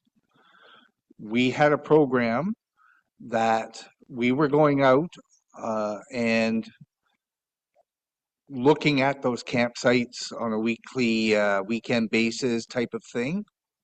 And we were taking names of the people who were on those campsites, and if they left their garbage and then we came back in on the Monday and did our inspections, then we would be tracking them down. And so a bunch of that, then COVID come and things changed. And then up in the Go Home Lake area, for example, we were not seeing the campers that used to go there. So we stopped going out and inspecting some of that. So that is out there. We've had some preliminary discussions with, I think, what is it, Addington or Algonquin Highlands already about the program that they're looking at. Frontenac's program is based off the Algonquin Highlands. There's a lot to digest in what they're doing. But their preliminary things is it's not cost effective. So for example, they're bringing $200,000 in on those campsites and it's costing them $600,000. So that's just a preliminary thing that we reached out and had a brief conversation with them to try to get a perspective of the motion and where this is going. There's a lot of things that we would need to take into that. So we haven't really dug into it to see where it is. We're just waiting to see if council wants us to spend the time on that or not. So that's where we are with that. But currently, the 66-foot road allowance is absolutely yes. I will tell you that within reason, because we've sold off some of the road allowances to people. There's other areas around some of the lakes, in McCrae Lake, for example. There's some areas where there is not the 66-foot road allowance. So there's a number of issues that we would end up starting to look at, and then which lakes you're going to do it, and that. So it's not something that we're going to be able to put together in a month or two. This is a significant job to look into in the future if you want to proceed that way. Thank you. I just want to make a couple of comments before I go to Councillor Predko again. And one of them is, one of the things that I became aware of that I frankly had not thought of before a couple of weeks ago in my visit to the Go Home Lake group and their AGM was, on the Crown land, you're allowed to camp up to 21 days, and then you got to move a certain distance. At the very least, I think we should consider having a bylaw for township lands that say you have to move after 21 days.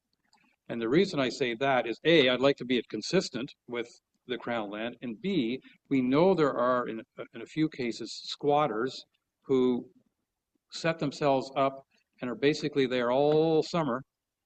And if they're on our shore road allowance, we don't have any bylaw that says we can go up to them after the third week and say, sorry, you got to get out of here, because our bylaw says you're limited to 21 days per year at that site.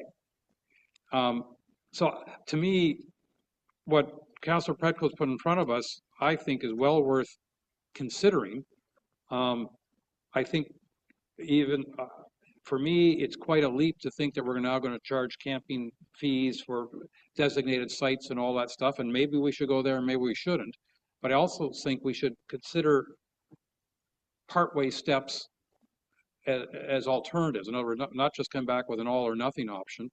And not the least of which is I think we should have our bylaws at least consistent with the MNRF's restriction, or just MNR now, restrictions on Crown land use. Chief, did you just put your light back on? I did. Okay, go ahead, please. So I will tell you that for the most part, most people don't understand the shore road allowance and the Ministry of Natural Resources. So for the most part, it's very cloudy and we can kind of ask people to move and we're not having issues. That hasn't been an issue for us that I'm aware of. I can tell you that when they're on the MNR property, it becomes an MNR problem, and we have to call MNR, and when we get the enforcement officer, it comes out. Sometimes it takes them a week to get somebody out there to do it. So it's not cut and dry, but we've been pretty successful when we've been made aware of getting people to move. So the biggest thing I can't stress enough about right now is when you're encountering these situations, you got to report it to us, because that's how we can track it and see where it's going, how big a problem it is.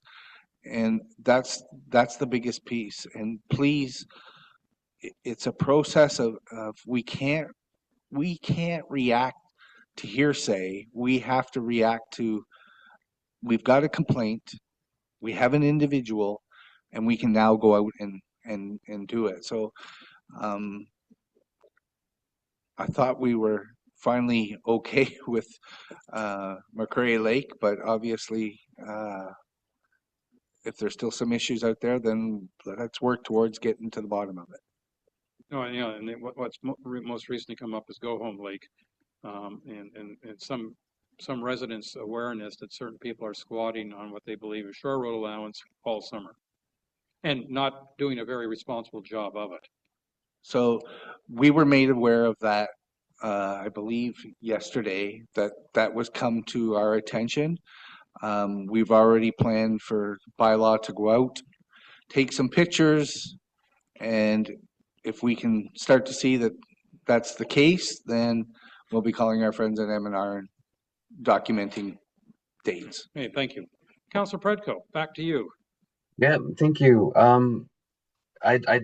My points were going to be around the program that the bylaw department used to have that was a proactive approach in terms of going around the lake on a Friday afternoon and talking to the campers, getting their names, and informing them of the applicable bylaws that they needed to be aware of. And that was an extremely popular program with the community. And since the COVID, it hasn't returned, but I don't think the camping has changed pre or post COVID. So if there is an appetite on staff's side to resurrect it, at least on long weekends, I think the community would appreciate the support of the township. All right, thank you. I'm not seeing any more hands. Shall I read the motion? Moved by Councillor Predko, second by Councillor Graziano. Whereas pursuant to the Municipal Act, Section 11(2), as amended, the council has the authority to pass a bylaw respecting the economic, social, and environmental well-being of the municipality. And whereas council deems it desirable to prohibit camping upon municipal-owned lands or lands subject to a land use permit within the township of Addington Highlands. Did you really want Addington Highlands in there? No. Okay. Sorry, that was another copy and paste error. Yep. Well, we can fix that with a stroke of a pen. Yep. And whereas Section 4461 of the Municipal Act 2001, as amended, provides that where the municipality has the authority under this and any other act or under a bylaw under this or any other act to direct or require a person to do a matter or thing, the municipality may also provide that in default of it being done by the person directed or required to do it, the matter or thing shall be done at the person's expense. Confuses the heck out of me, but and say, whereas the Ministry of the Natural Resources and Forestry issues land use permits each year to the municipality for certain crown lands pursuant to the Public Lands Act for use as municipally operated boat launch areas, and is a term of the land use permit that the municipality must ensure that the areas are kept clear of parked cars, etc. Be it resolved that staff be directed to investigate options, revenues, and costs for council to consider in the regulation of camping on township property. Regardless of all the whereas, that's the bottom line. Council, all those in favor? And that is carried. Thank you very much.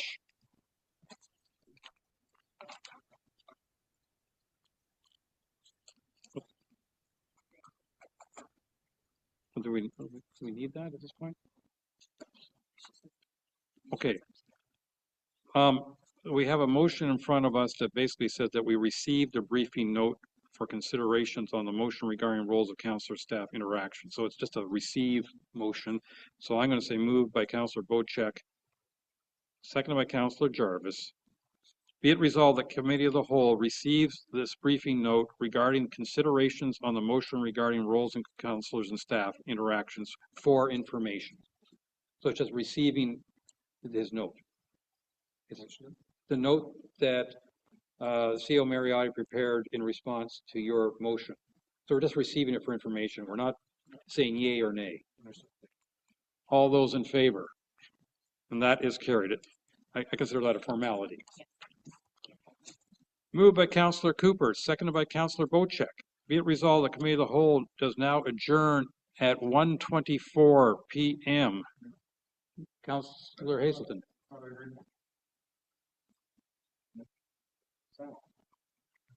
I thought I heard earlier that you were going to add a resolution seeking Rick O'Connor's opinion on things. So I thought we'd given that direction.